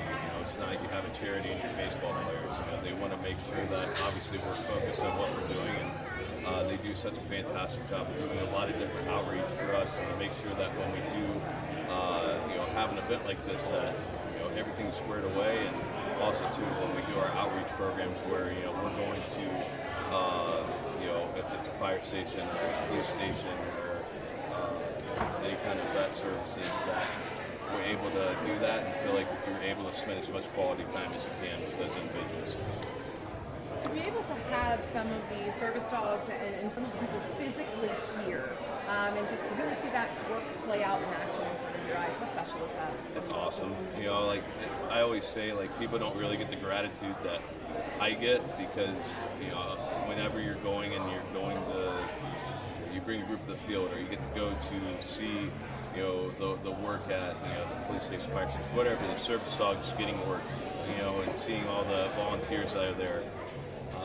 You don't get to have the experiences that I get to have with these individuals, and see how much it means to them and how much these programs get to change their lives. And we try to show that off and showcase this in an event like this, but it's hard to not have that experience to understand it. But when you do, and you can have these families here means so much more. How you feeling? Great. You okay? Yeah, I was at luckily got off the shelf here today. I was going to be available to pitch it, but should be ready to rock and roll on the Friday. Excellent. What do you make of all the bold predictions of 70 home runs and that sort of thing for you? We'll see what happens. I always say, like, I'm not the guy who likes to quantify anything for myself, just because it's like I don't really enjoy playing to like reach that. It's just like I'd rather be surprised at the end of the day, right? Like just keep going out and just keep playing and trying to help win and help our guys win. I think that's the biggest thing. On the flip side, for an event like this, you may be able to, I guess, savor it in the moment a little bit more. You talk so often about not getting caught up in those individual milestones, but when you can step away and be part of something like this on an off day, you maybe take a little time to just sort of savor what all this has become. I do. I mean, when you're on an off day and you're able to have an event like this and you're able to just kind of see the impact you're having and what you're doing and to see all the people that want to support it, I think that shows a lot and it means a lot. And it does, when you go home after an event and you're able to kind of kick back after everything's over so you can, relax because, you don't have to talk anymore. I'm not the biggest talker, but, you're like, man, it is special what we have here in Philadelphia, one, just with our fan support and how they want to come out and support their own community, and two, what they have for us as a team. To build off of that, Kyle, just one last thing. Something that's been really special to see is how your teammates and the organization really backs all of your initiatives. It makes it a really big point to, really promote it. How special is that to you as a player? Yeah, I think that's awesome to have that backing. I think you'll see a good amount of players out. You'll see a lot of people throughout the organization here as well, and to see, there's some auction items that go up. John and Lee, do a fantastic job in trying to support us in any way that we can, and throughout Phillies charities and what they do for us, and just the whole organization in general. It really is from top to bottom, I think, one of the best organizations in all of baseball, and that's a big reason why I wanted to come back in the first place, was just the organization itself, and I'm just happy that I ended up in the right spot and with one of the best organizations in all of baseball. I know you got a special guest up there on stage. We don't know who it is. Can you make the announcement who's going to be performing? Oh no, I'm not allowed to do that. So I'll wait for the the special guest to get up there. But we'll have another special guest too with my sister going up there. So have a little demonstration. So it'll be fun to have that going up there too, with my sister going up there. And unfortunately, we still don't know who the special guest was, but I'm sure at 10 o'clock, Braylon Moore, Jason Martinez, they are going to be very excited to bring that information on out to you all. So again, we're hoping that we see him on Friday. Maybe after a couple of more days, he'll be feeling completely up to par. We did hear him say that he was feeling pretty good. He was available if they needed him. But hopefully, again, with a little bit of rest, he'll be back perfect in shape for us by Friday. All right, you guys, still a lot ahead. Big news. I want to talk to you about what's trending, what's Philly talking about. We also need to pose our question of the night to you one more time, just see where the vote is at. This Memorial Day weekend, is this wet, dreary weather affecting your plans? We'll talk about it when we come back.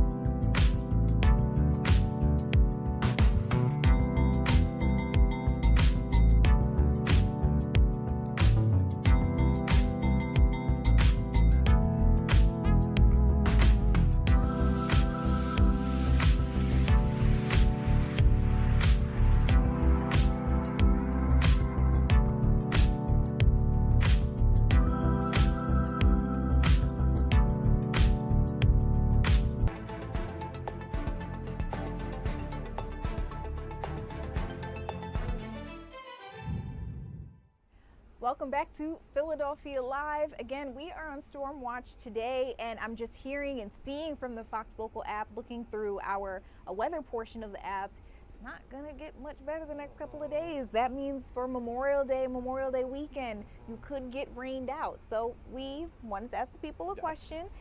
Is this impacting your plans? Yeah, so we did a poll, fox29.com/go vote, always under the Fox Local tab. And so we asked the people, would a rainy weekend change your Memorial Day plans? A lot of people, 53%, are saying yes, I had plans outside. 32% say no, I'll be inside anyway. 15% say other, leave a comment. And looking on social media, a lot of people are saying they were supposed to go to the beach, like you were saying earlier. They were supposed to have a cookout. So a lot of people are obviously upset, but you know, they're gonna pivot as one does. So maybe I sure hope so. Yeah, maybe we'll see that, like an inside game night or something like that. Cute. Yeah, That would be very cute. Yeah. I mean, let's brainstorm some other ideas for the people. So Okay. I mentioned before, if you've got one of those like indoor cookers, indoor grills, you Yes. could still have a little cookout. Yes. That people love to do for Memorial Day, even though you're Right. also supposed to be, of course, remembering our loved ones, Right. Our veterans as well. Yes. But you said a game night, movie night. Movie night, yes. Which actually might roll us into hearing that Netflix made a big announcement Oh, today. yeah. Good transition. Thanks. Okay, so I'm actually learning this news with you all, so bear with me, but it looks like there's a new documentary on Netflix coming soon that should take you inside the courtroom, giving the public a viewpoint that they never got to see. I mean, we just got the second Michael Jackson movie, another big one. Well, yes. Second one that I'm acknowledging. Yes.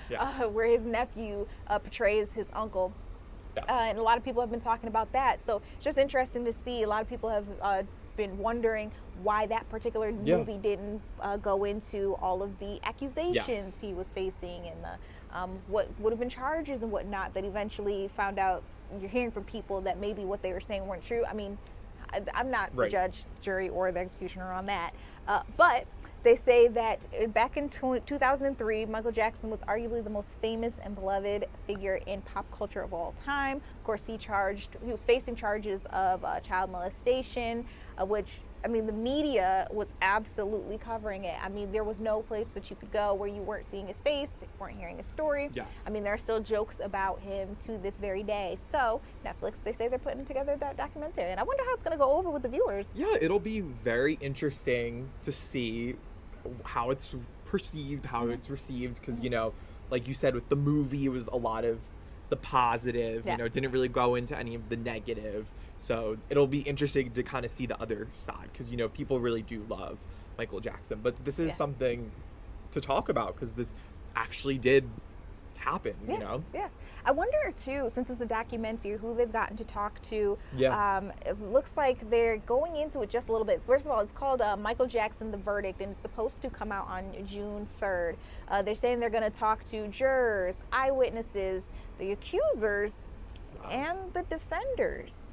This is a 3-part docuseries. I'm interested in hearing what the accusers say. I mean, I'm sure a lot of people are. Yeah, 100%. All right. So yeah, that's coming out on Netflix. What else is trending around the internet, Jake? Yeah, so some really sad news that broke very, very recently. Vanessa Trump, who was previously married to Donald Trump Jr., you know, they share 5 kids, just announced via her Instagram that she has breast cancer. Oh my goodness. Yes, so we have the statement pulled up. I'll read it for you guys. So basically she said, I want to share a personal health update. I've recently been diagnosed with breast cancer. While this isn't news anyone expects, I'm working closely with my medical team on a treatment plan. I would like to thank my doctors for performing a procedure earlier this week on me. I'm staying focused and hopeful while surrounded by the love and support of my family, my kids, and those closest to me. Thank you for your kindness and support. It truly means more than I can express. I kindly ask for privacy as I focus on my health and recovery, Vanessa. So as you can see, messages of support in the comments. Ivanka Trump commented some really sad news coming from her tonight. What did Ivanka say? Praying for your continued strength and a swift recovery. Love you, Mama. Yes. Wow. So breast cancer is, I mean, any illness, especially cancer, is very horrible to go through. But as a woman, one of those most invasive illnesses that you can try to, you know, survive and you know, get through. A lot of women end up having mastectomies or double mastectomies, and so she said that she wants that privacy. I'm hoping that people grant it to her because she is definitely going to need her mental health intact while trying to battle something like this. Yeah, it's really brave of her to come forward and share that she's going through this. So hopefully people respect her wishes. Yeah. And just a reminder for women out there, you know, go get your exams done.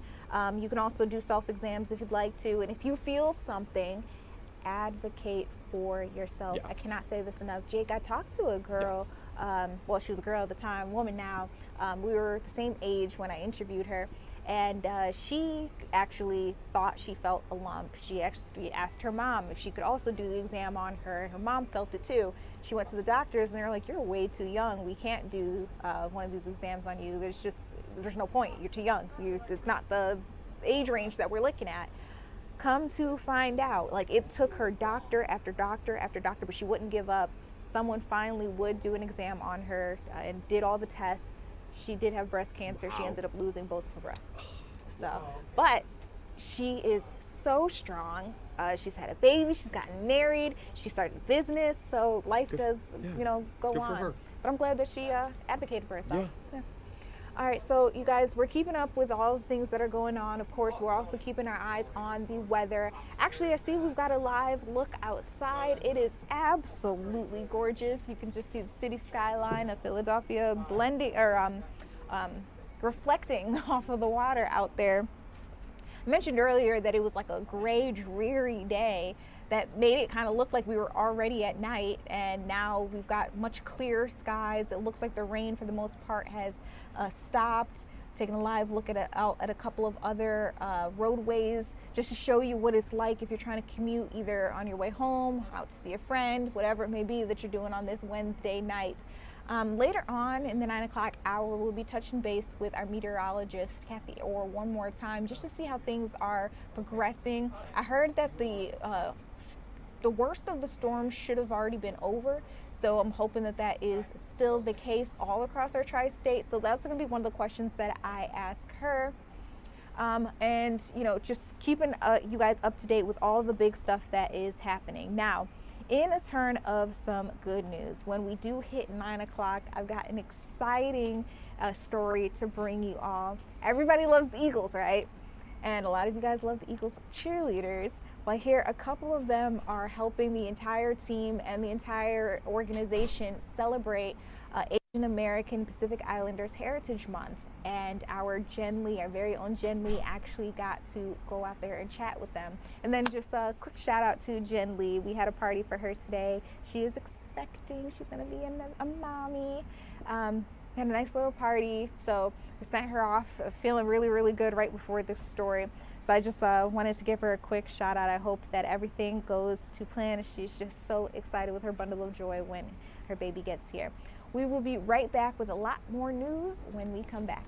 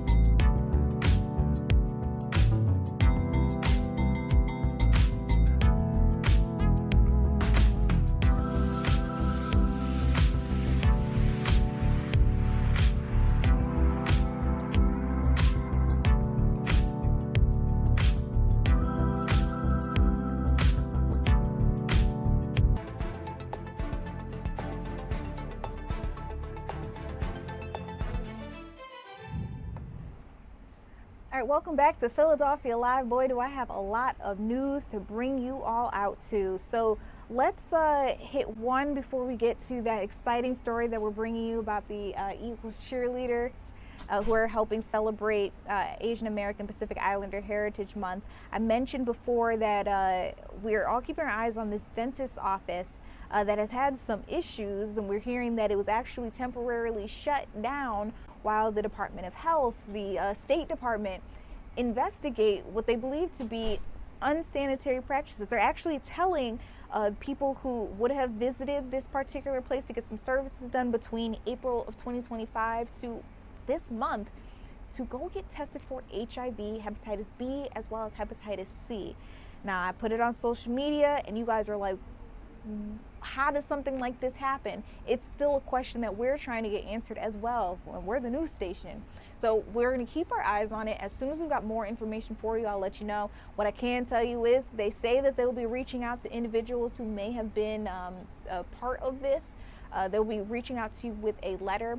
But if you'd like to go ahead and just go get tested just to be on the safe side of things, I would recommend that you all do that.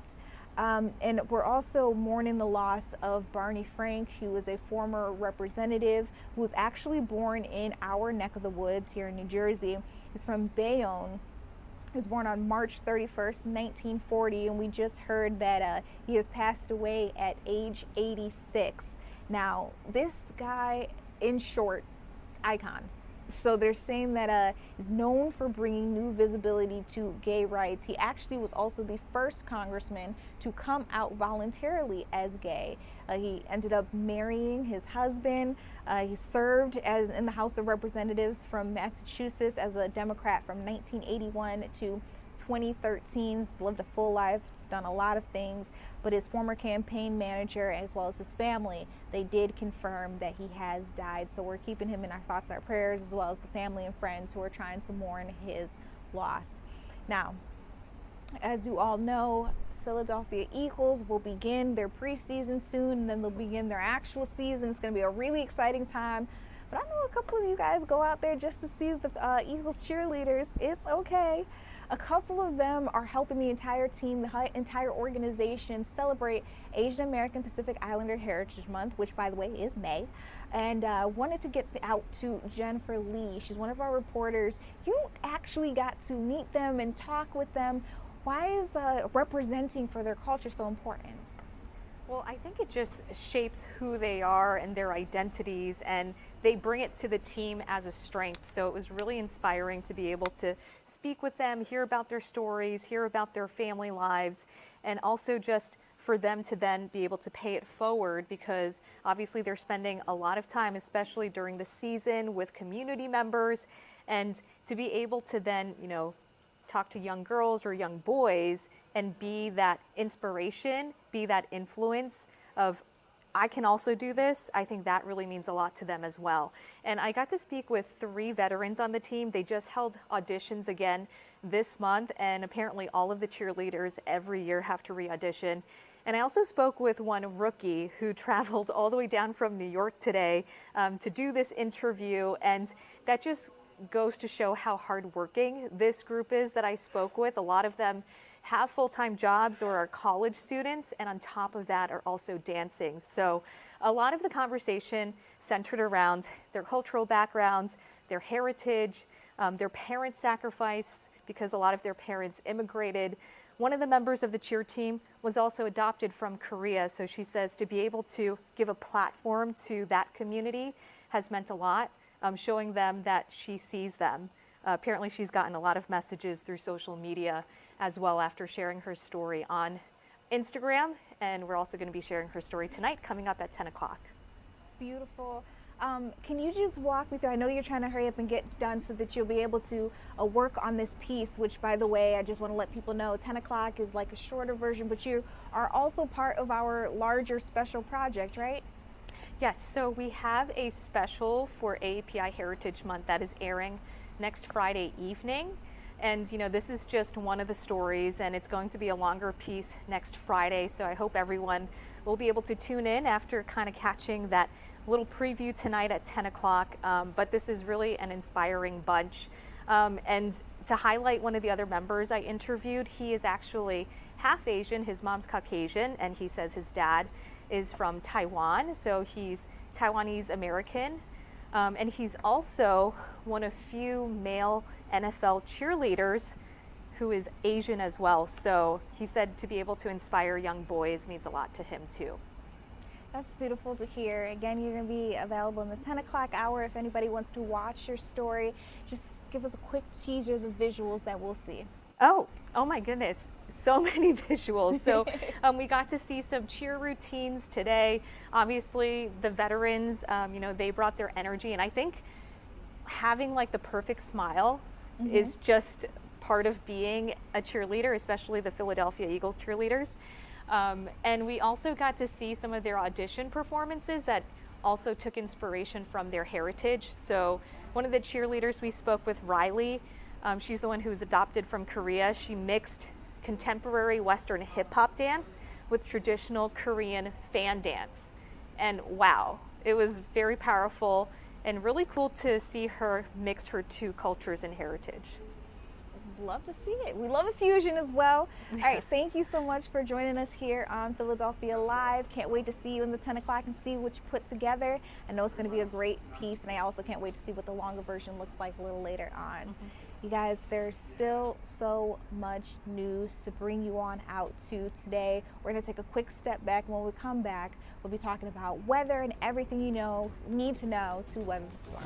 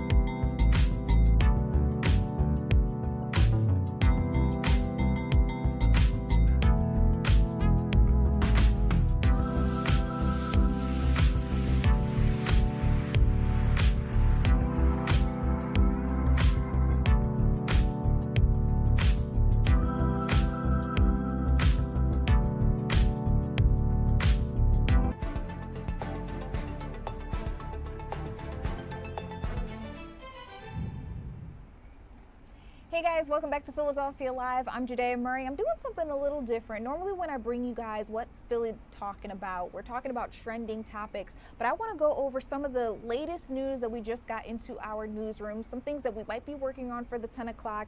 Here are some of the top headlines that we are running through, just trying to figure out what we can do with. So first and foremost, NASA on X says that they plan on building a moon base.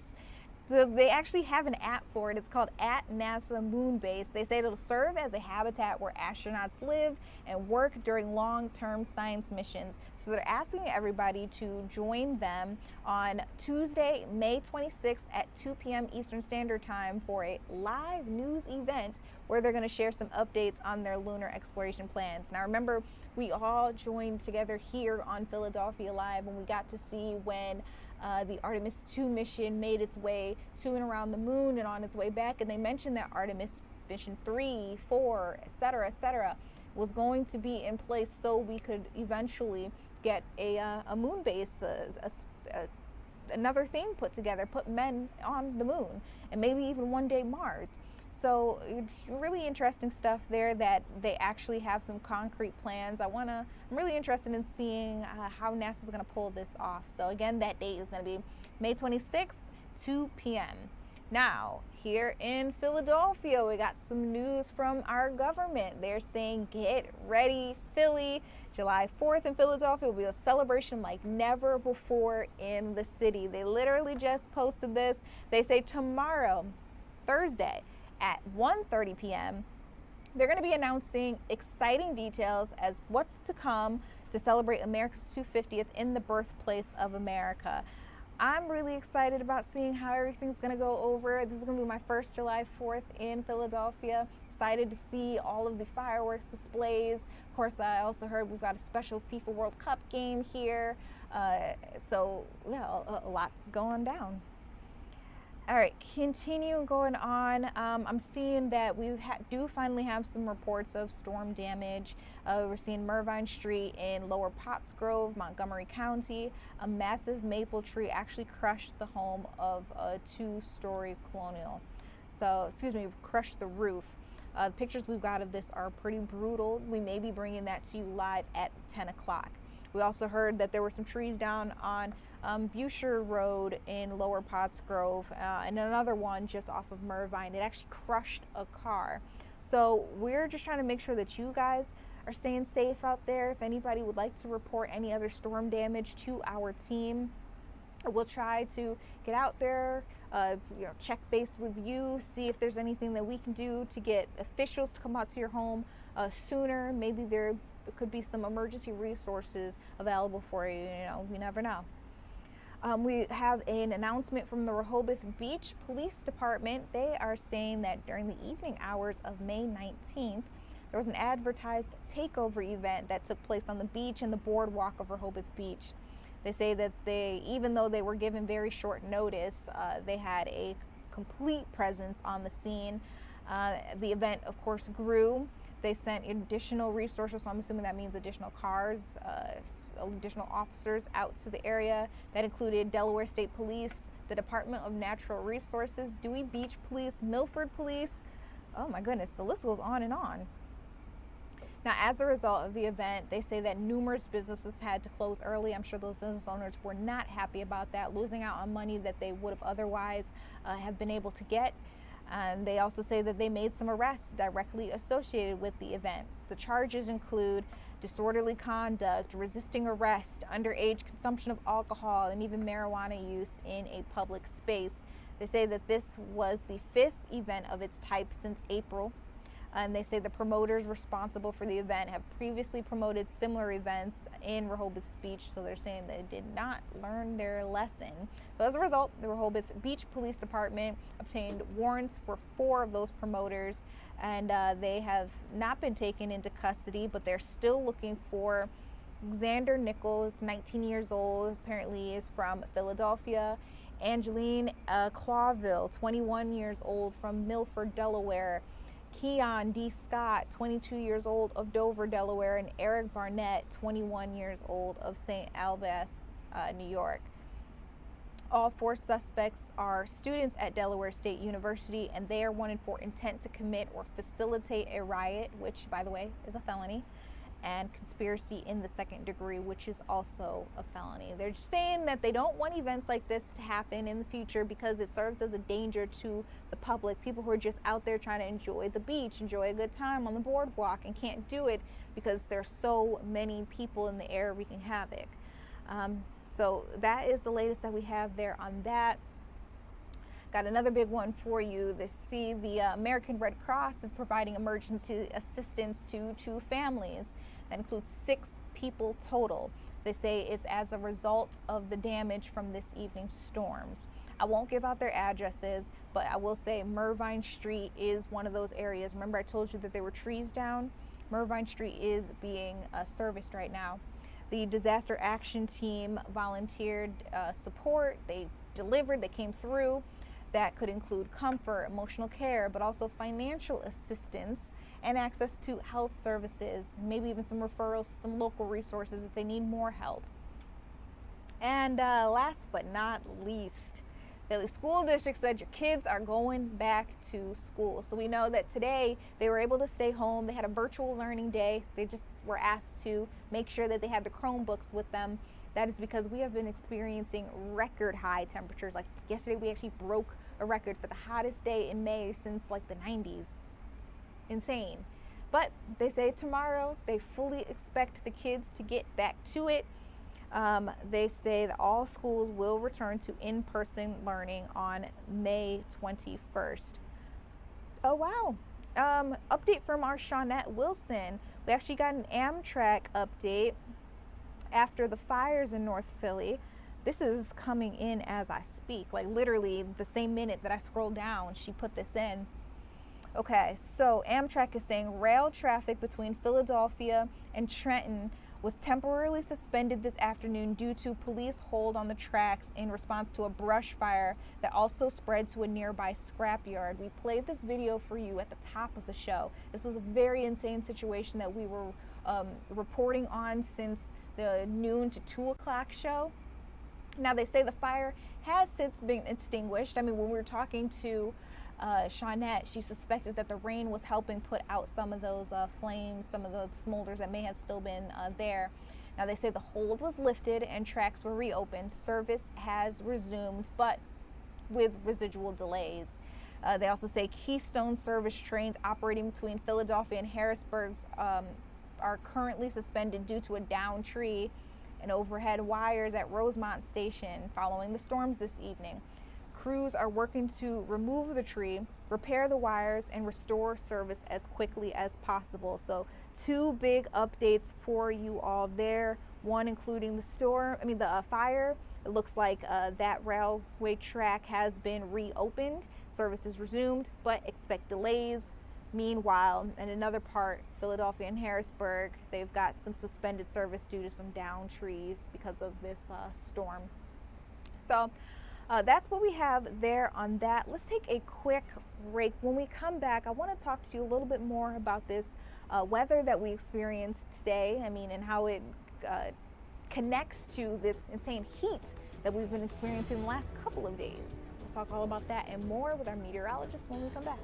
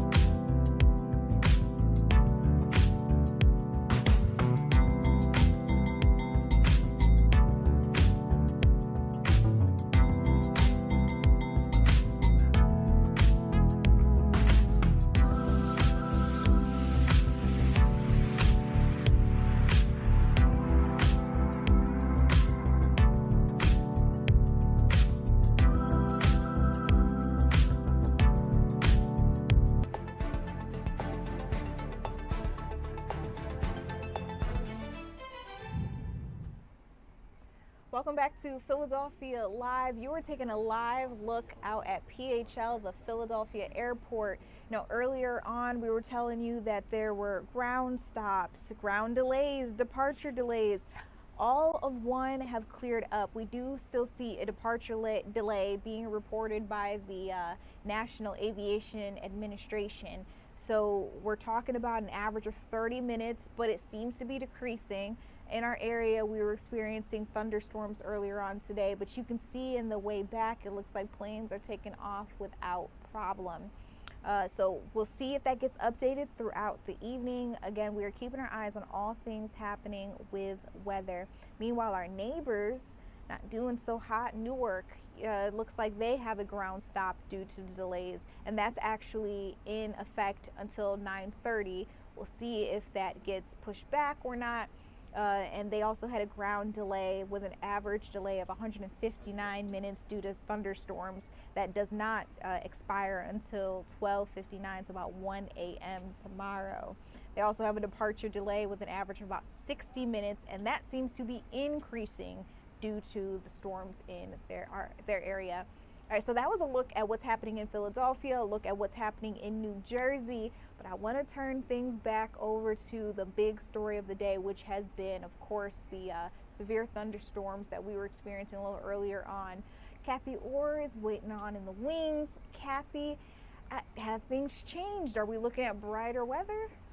Yeah, I mean, we're taking a break. No severe weather, Judea. Those storms have passed. They have moved offshore. No severe thunderstorm warnings or watches or even those flash flood threats. That has ended, but we are going to see more rain during the overnight and even during the day tomorrow. So take a look at Center City, Philadelphia. I did see some breaks in the overcast as the sun was setting, so that was pretty. Our city looking good tonight. It is 71 degrees after a high temperature of 95 today. So, wow.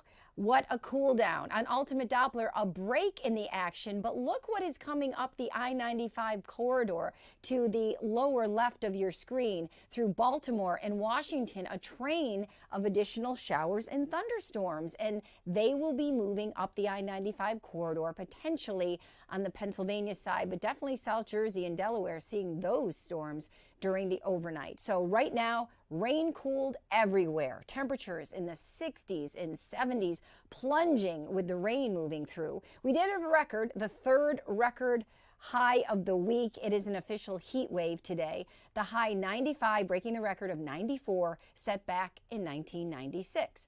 More rain tomorrow, a break on Friday, scattered showers Saturday, Sunday, even Monday before we dry it out. So at the bus stop tomorrow, layer the kids up. A hoodie, the raincoat, a hood, perhaps, or even an umbrella. It's not a lot of rain, but we will be seeing some scattered showers in the morning. And temperatures in the 60s, they are not going to rise during the day. High temperatures, upper 50s, lower 60s across the entire region with a northeasterly wind. That is a cool wind for us, and we are going to stay in it, unfortunately. So here's a look at the high temperatures across the region tomorrow. 59 in Westchester, 58 in Pottstown. Remember, everyone was in the 90s yesterday, or I should say yesterday and today. Doylestown, 59, 58 in Trenton, and of course, scattered showers in the forecast as well. Traveling, if you're traveling south on 95, heading toward the Mid-Atlantic, some scattered showers and storms there as well, so a little bit unsettled as this front settles to our south and stalls. 3-day forecast, 63 for Thursday, that's it. 60 for Friday, and temperatures plunge to November-like levels with a high of 55 on Saturday. That is crazy. Temperatures build back up over the holiday on Monday with some scattered showers possible. On Tuesday, 79 and then 88 degrees by next Wednesday. And Judea, you know I love that 10-day trend because look at this. I mean, we had the peak today. Temperatures cooling, really rock bottom by Saturday. And then by next weekend, or at least the beginning of next weekend, it looks pretty good. Back toward 90 again. It has been kind of like a boomerang, I guess you could say. We're throwing it, it's coming back to us. We just have to get through, unfortunately, the holiday weekend with cooler temperatures, wet weather. But, you know, we'll get right back to it. It's not anything. Yeah, that's the way it goes, right? I wish we could control it, but we can't. Yeah, for sure. So it looks like a pretty warm start to June. Yeah, so far. All right. I mean, the end of the month looks really nice. Okay. All right, we will keep our eyes on it. Kathy, thank you so much. Of course, we will be touching base with you every single night. We have her on from 7 to 10 p.m. If you need your weather, we got you. Look, we're going to take a quick break. When we come back, though, we have so much to get into. Cuban ex-president was officially indicted today. I'll tell you why, what the U.S. plans to do moving forward, and it's all going to start with President Donald Trump. We'll get right back to it in a second.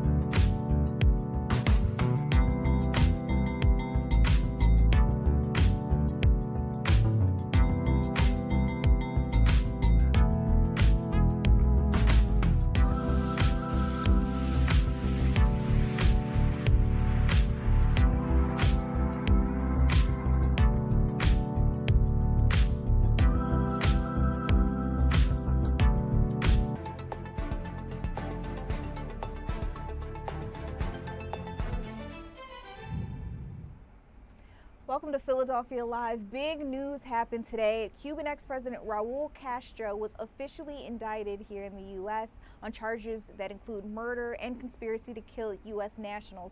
This is all in connection to that 1996 downing of two planes that were operated by Miami-based exile group Brothers to the Rescue.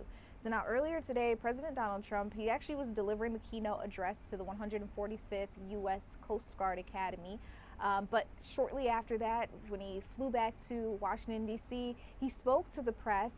Of course, they wanted to know more about what is his plan with the Cubans, with people after everything that has happened here. You may remember some months ago, I think it was at the top of the year, when the U.S. captured Nicolas Maduro. One of the big questions was what was going to happen to Venezuelans after that. So again, people wanted to know what is his plan with the Cuban people. So let's listen into what he had to say to that gaggle.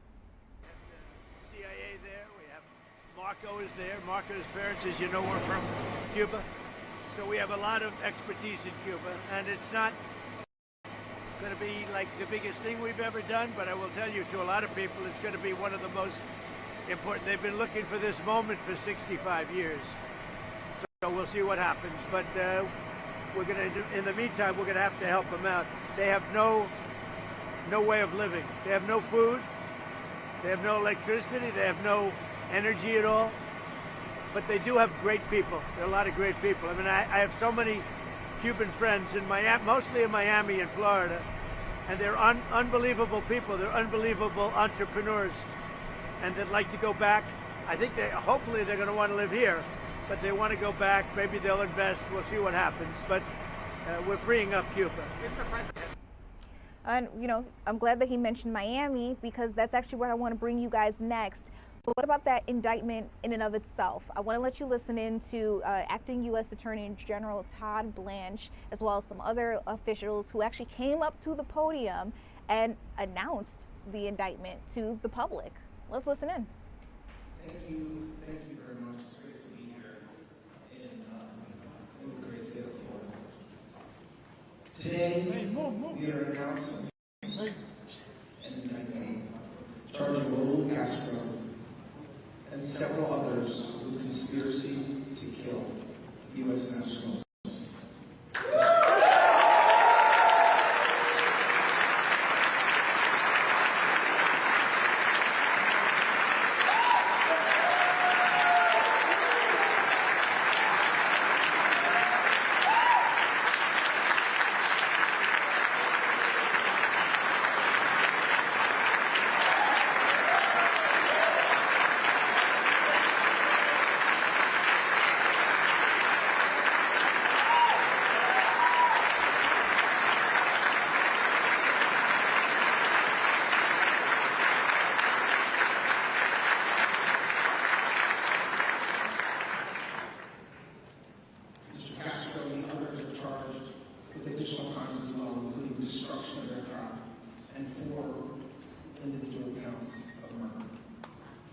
The indictment was returned by a grand jury sitting in this district, Miami, on April 23rd, 2026, and was unsealed today. For nearly 30 years, the families of 4 murdered Americans have waited for justice. On February, this is a story all too familiar. On February 24th, 1996, 2 civilian aircraft operated by Brothers to the Rescue were shot down over international waters by military aircraft from Cuba. 4 men were killed. Carlos Costa, Armando Alejandro, Mario de la Vega, and Pablo Morales. They were unarmed civilians and were flying humanitarian missions for the rescue and protection of people fleeing oppression across the Florida Straits. As alleged in the indictment, Raul Castro and 5 co-defendants participated in a conspiracy that ended with Cuban military aircraft firing missiles at those civilian planes and killing 4 Americans. Those are the allegations returned by a federal grand jury. My message today is clear. The United States and President Trump does not and will not forget its citizens.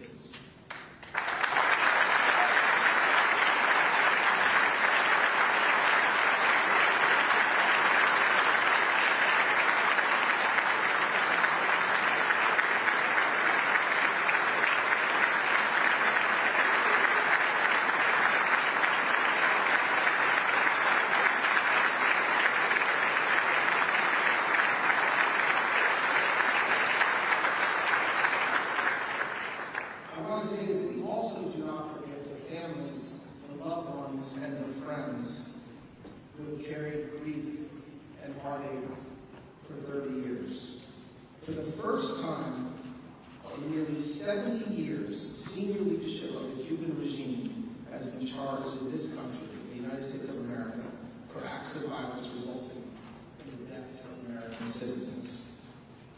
Nations and their leaders cannot be permitted to target Americans, kill them, and not face accountability. President Trump is committed to restoring a very simple but important principle. If you kill Americans, we will pursue you, no matter who you are, no matter what title you hold, and in this case, no matter how much time has passed. I want to thank, and everybody in this room should thank, the FBI, the prosecutors, and the agents who worked on this matter. It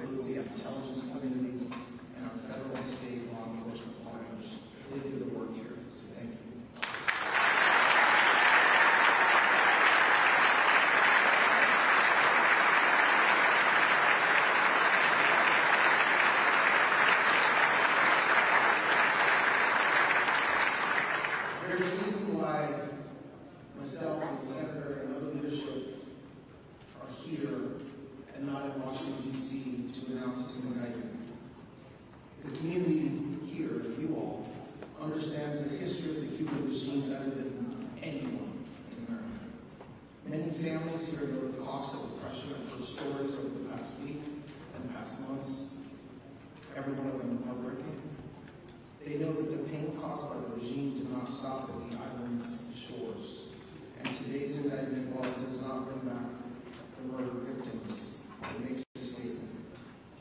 The United States government has not forgotten these innocent men who were shot out of the sky. And as in every criminal case, the defendants are presumed innocent until proven guilty by the jury of their peers. But today, the Department of Justice has taken an important step and brought this indictment. I'm proud to stand here on this podium with U.S. Attorney Jason Quinones to my right, Chris Rea, Deputy Director.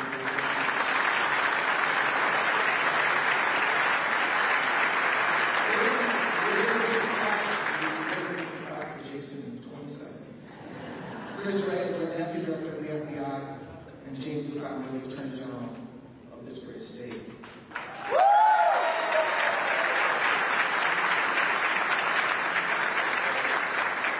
The great U.S. Senator is here as well.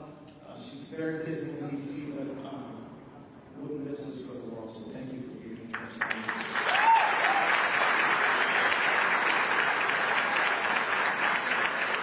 So I want to thank Jason for his leadership down here in Florida. He's doing a great job beyond today, and I'd also ask him to place me at the podium to say a few words. So thank you, Jason, very much.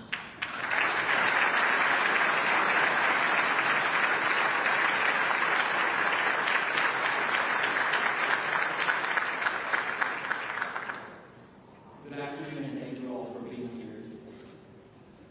It may sound a little repetitive, some of the things we're saying, but they're worthy of saying twice, 3 times, 100 times. So bear with us. For nearly 70 years, the communist Cuban regime has acted with impunity in its systematic repression of its people. And for the last 30 years, this regime's senior leadership has gone unchallenged for its murder of 4 Americans. Today, the United States announces a historic indictment charging Raul Castro and 5 co-defendants for their roles in the February 24th, 1996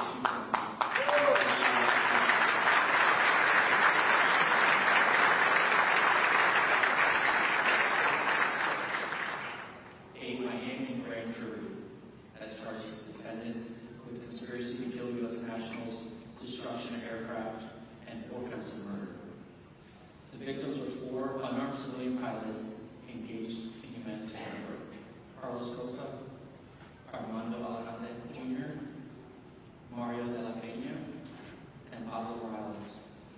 They were not combatants, they were not armed, and they posed no threat. According to the indictment, Raul Castro, then Minister of the Cuban Revolutionary Armed Forces, authorized and oversaw a military chain of command that ended with Cuban fighter jets firing air-to-air missiles at civilian aircraft over international waters. Those missiles destroyed the planes without warning and killed all aboard. For 30 years, the families have waited. The Miami community has waited, and our country has waited. Today is a step towards accountability. This is the first time in almost 70 years that a senior leadership of the Cuban regime has been charged in the United States for acts of violence, resulting in the death of Americans. The passage of time does not erase murder. It does not diminish the value of those lives, and it does not weaken our commitment to the rule of law. Standing here in the Freedom Tower gives this moment added meaning. This is the Ellis Island for Cuban refugees. It was the main processing center for countless exiles who fled communist Cuba with the hopes of reaching the American dream. My own mother spent her first night in the United States in this very building. After fleeing brutal communist Cuba, like so many families in Miami, mine understands what it means to arrive here with little more than hope and a chance to rebuild under the protection of American law.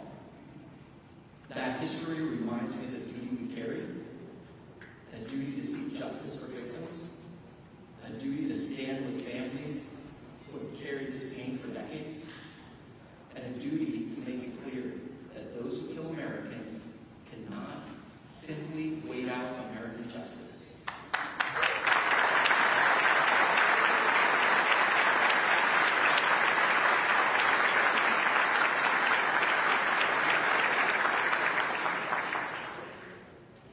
Today's date, May 20th, also carries deep meaning for the Cuban people.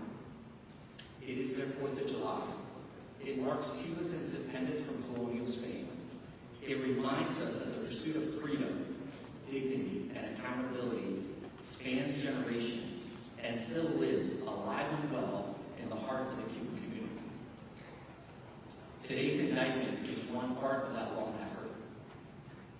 When I came into office in August of last year, I made reviving this case a priority. And I want to thank the team that made it happen.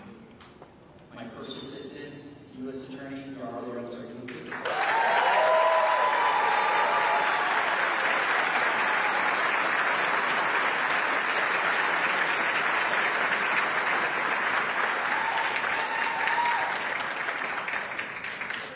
And my assistant United States Attorneys, Abby Waxman and Mike Guilfoyle.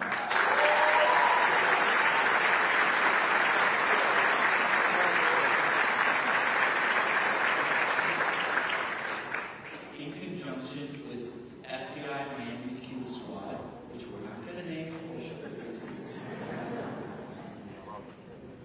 for their commitment and drive to see this case through. It's incredible work. I also want to thank Mr. Attorney General for his incredible support and steady leadership of the deployment. And before I conclude, I also want to acknowledge the assistance of Florida Attorney General's office. Attorney General James Umpire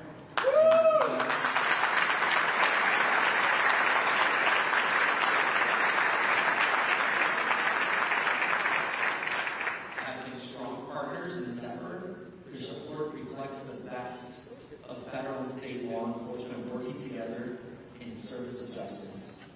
With that, I turn the podium over to FBI's Deputy Director, Chris Rail. Thank you.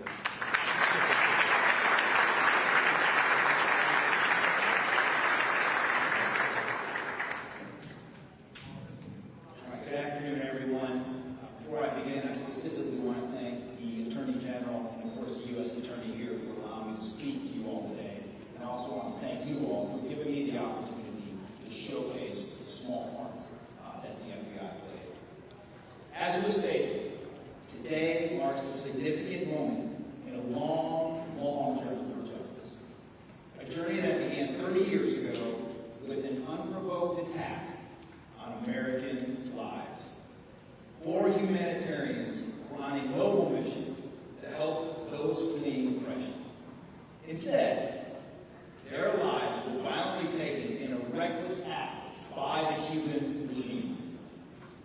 The FBI, the Department of Justice, and countless others never forgot them, and we never stopped hunting for the truth. Today's announcement shows that if it's 5 months, 5 years, 5 decades, we will keep pursuing you, and we'll keep pursuing anyone who intends to harm our citizens, and they will face American justice. I'd like to thank our dedicated special agents, our dedicated prosecutors, our dedicated intelligence analysts, and our dedicated professional staff, as well as our counterintelligence program, for never giving up. Enormous credit is due to the many teams across the 16 different FBI cases regarding this matter. The teams who have worked to hold members of the Cuban government's WASP network accountable. Our people have systematically and relentlessly searched for evidence, conducted countless interviews, and pieced together critical intelligence for nearly 3 decades. They turned dead ends into fresh leads. And over the years, that hard work has paid off with convictions of multiple operatives for activities related to that vicious shootdown. The charges we announced today are only the latest milestone on that road to justice, a road paved with persistence, partnership, and extreme resolve. To anyone who spies on our country or harms our citizens, know this: the FBI, the Department of Justice, has a long memory. We will come after you, and we will find you.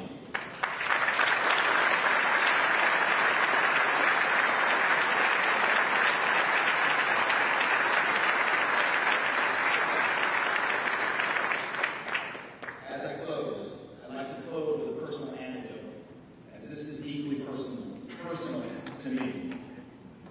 You see, I was a former member of the United States Coast Guard right here in Miami Beach in Key West, Florida in the 1990s.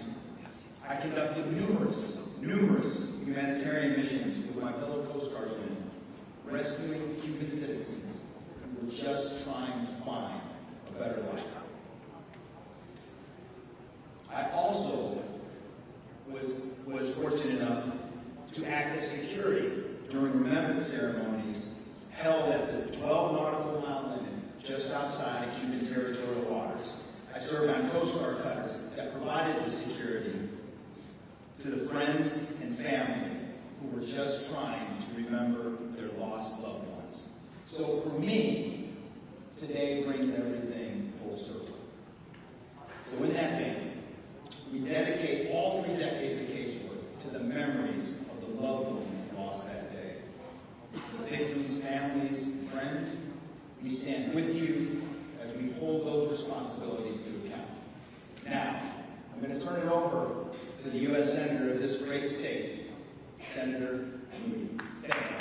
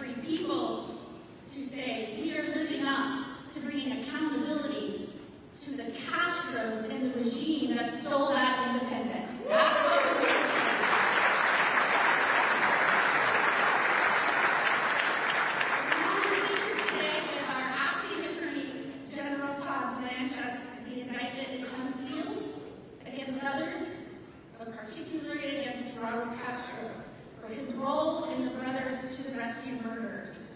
This moment has been decades in the making, and I want to thank all of the lawyers who read over all of the trial transcripts, the weeks and weeks of trial transcripts that put back together every piece of evidence and waited for that last piece of evidence to come into view and into your possession, and never gave up. And never gave up. For so many Cuban families, they know you can never become complacent in defending liberty, in fighting for freedom. And Florida is the symbolism of fighting for freedom when the beating heartbeat of that for this nation. So I thank you. Thank you for being here today.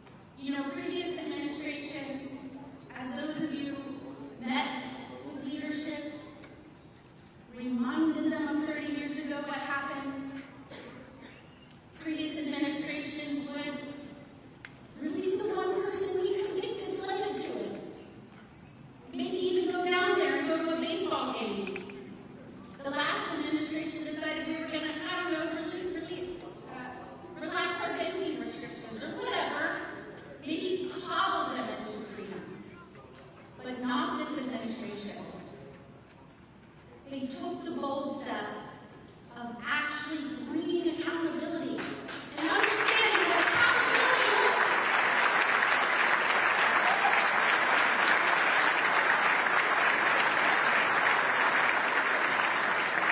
So we thank President Trump for recognizing that, for being brave and bringing justice for these poor men, for their families, and indeed for freedom.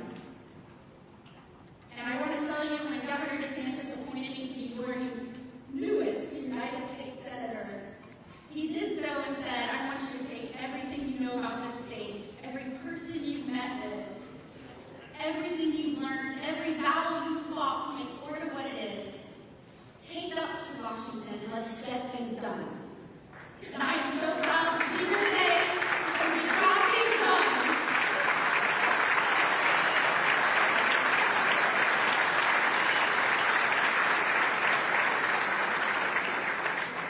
And so on today, May 20th, on the day that Cuba became a free and independent state, I would like to end my visit with you by reading the following. And it is a penalty sheet in the Southern District of Florida, United States District Court, advising that Raul Castro will face count 1, conspiracy to kill U.S. nationals, facing a maximum term of imprisonment of life imprisonment.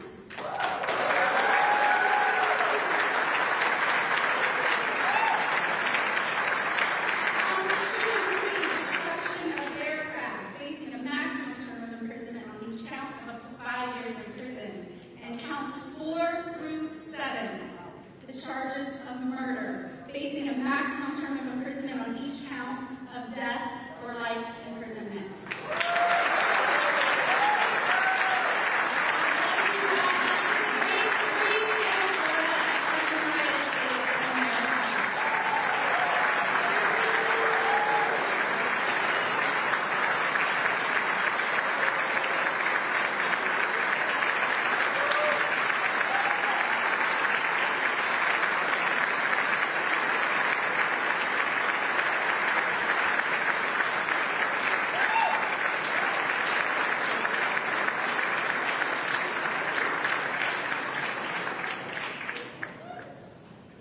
Good morning. It's an honor to be here and support Attorney General Blanche, Senator Moody, and your great United States Attorney, Jason Redmond-Quinones. Communist revolution always begins with the same utopian lie, a classless, stateless paradise of abundance and freedom. But we know the reality. In reality, there is no abundance, nor freedom. Rather, it obstructs individual personal property rights, suffocates merit, and centralizes total power in the hands of tyrants. We've seen what communism has brought us. Over 100 million people that have lost their lives, engineered famines, and the total destruction of human liberty. Just 90 miles from our Florida shorelines, the Castro family has ruled the island with an iron fist.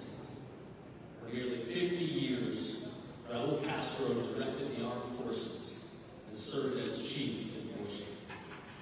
The very man who traded the promise of revolution for a prison state. And under his command, and to this day, Cuba remains a dungeon. Political dissidents are ripped from their homes at night under fabricated charges. They're dragged through the streets, beaten, and imprisoned for decades. I know this pain is all too real for many of you in this room. The people have long suffered because of that communist regime. And today that is very close to home, here in the Freedom Tower, with the brothers to the rescue. Raul Castro ordered those fighter jets to shoot down unarmed civilian aircraft. It was not an accident. It was intentional, premeditated, state-sanctioned murder. And their criminal conspiracy violated Florida's sovereignty. They embedded spies here in Miami and across jurisdictions down into the Florida Keys, revealing the intelligence that would put these civilian aircraft in the crosshairs. And yet for too long, leaders in Washington looked the other way. They sat by idly. They even attended baseball games with the very man that directed the murders. Not anymore. We're blessed to have a president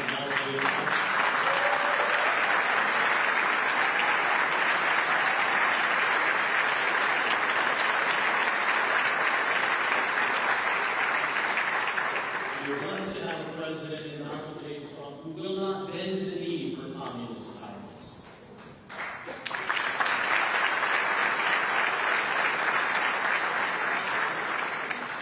And we are blessed to have Attorney General Blanche, a United States attorney, that advance justice and rule of law, and who are not going to politically weaponize government.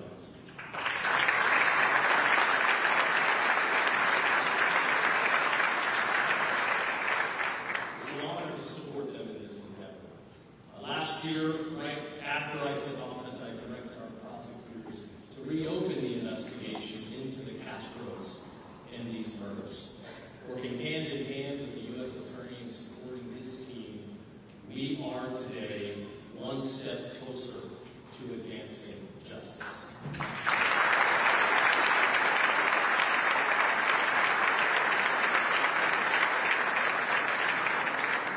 Cooperation between the United States and the state of Florida could not be more critical than today. Americans deserve justice. Floridians deserve justice. The family members of these men that lost their lives, they deserve justice. Now, going forward, let me be crystal clear. There can be no future for a free Cuba so long as the Castros and their criminal gang of thugs remain.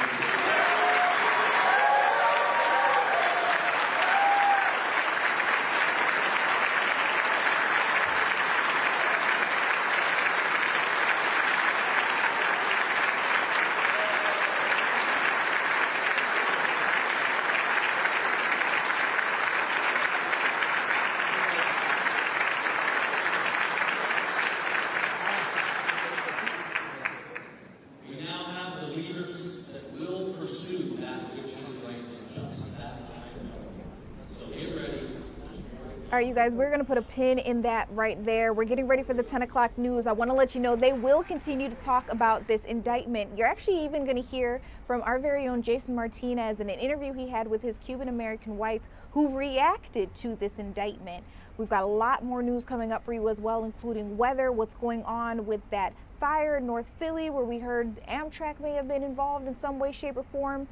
All of that and so much more is coming up for you all. I'm just really happy you were able to join me here on Philadelphia Live. My name is Judea Murray. I'm on every night, 7 to 10 p.m. We go over the top stories of the day. We go over breaking news.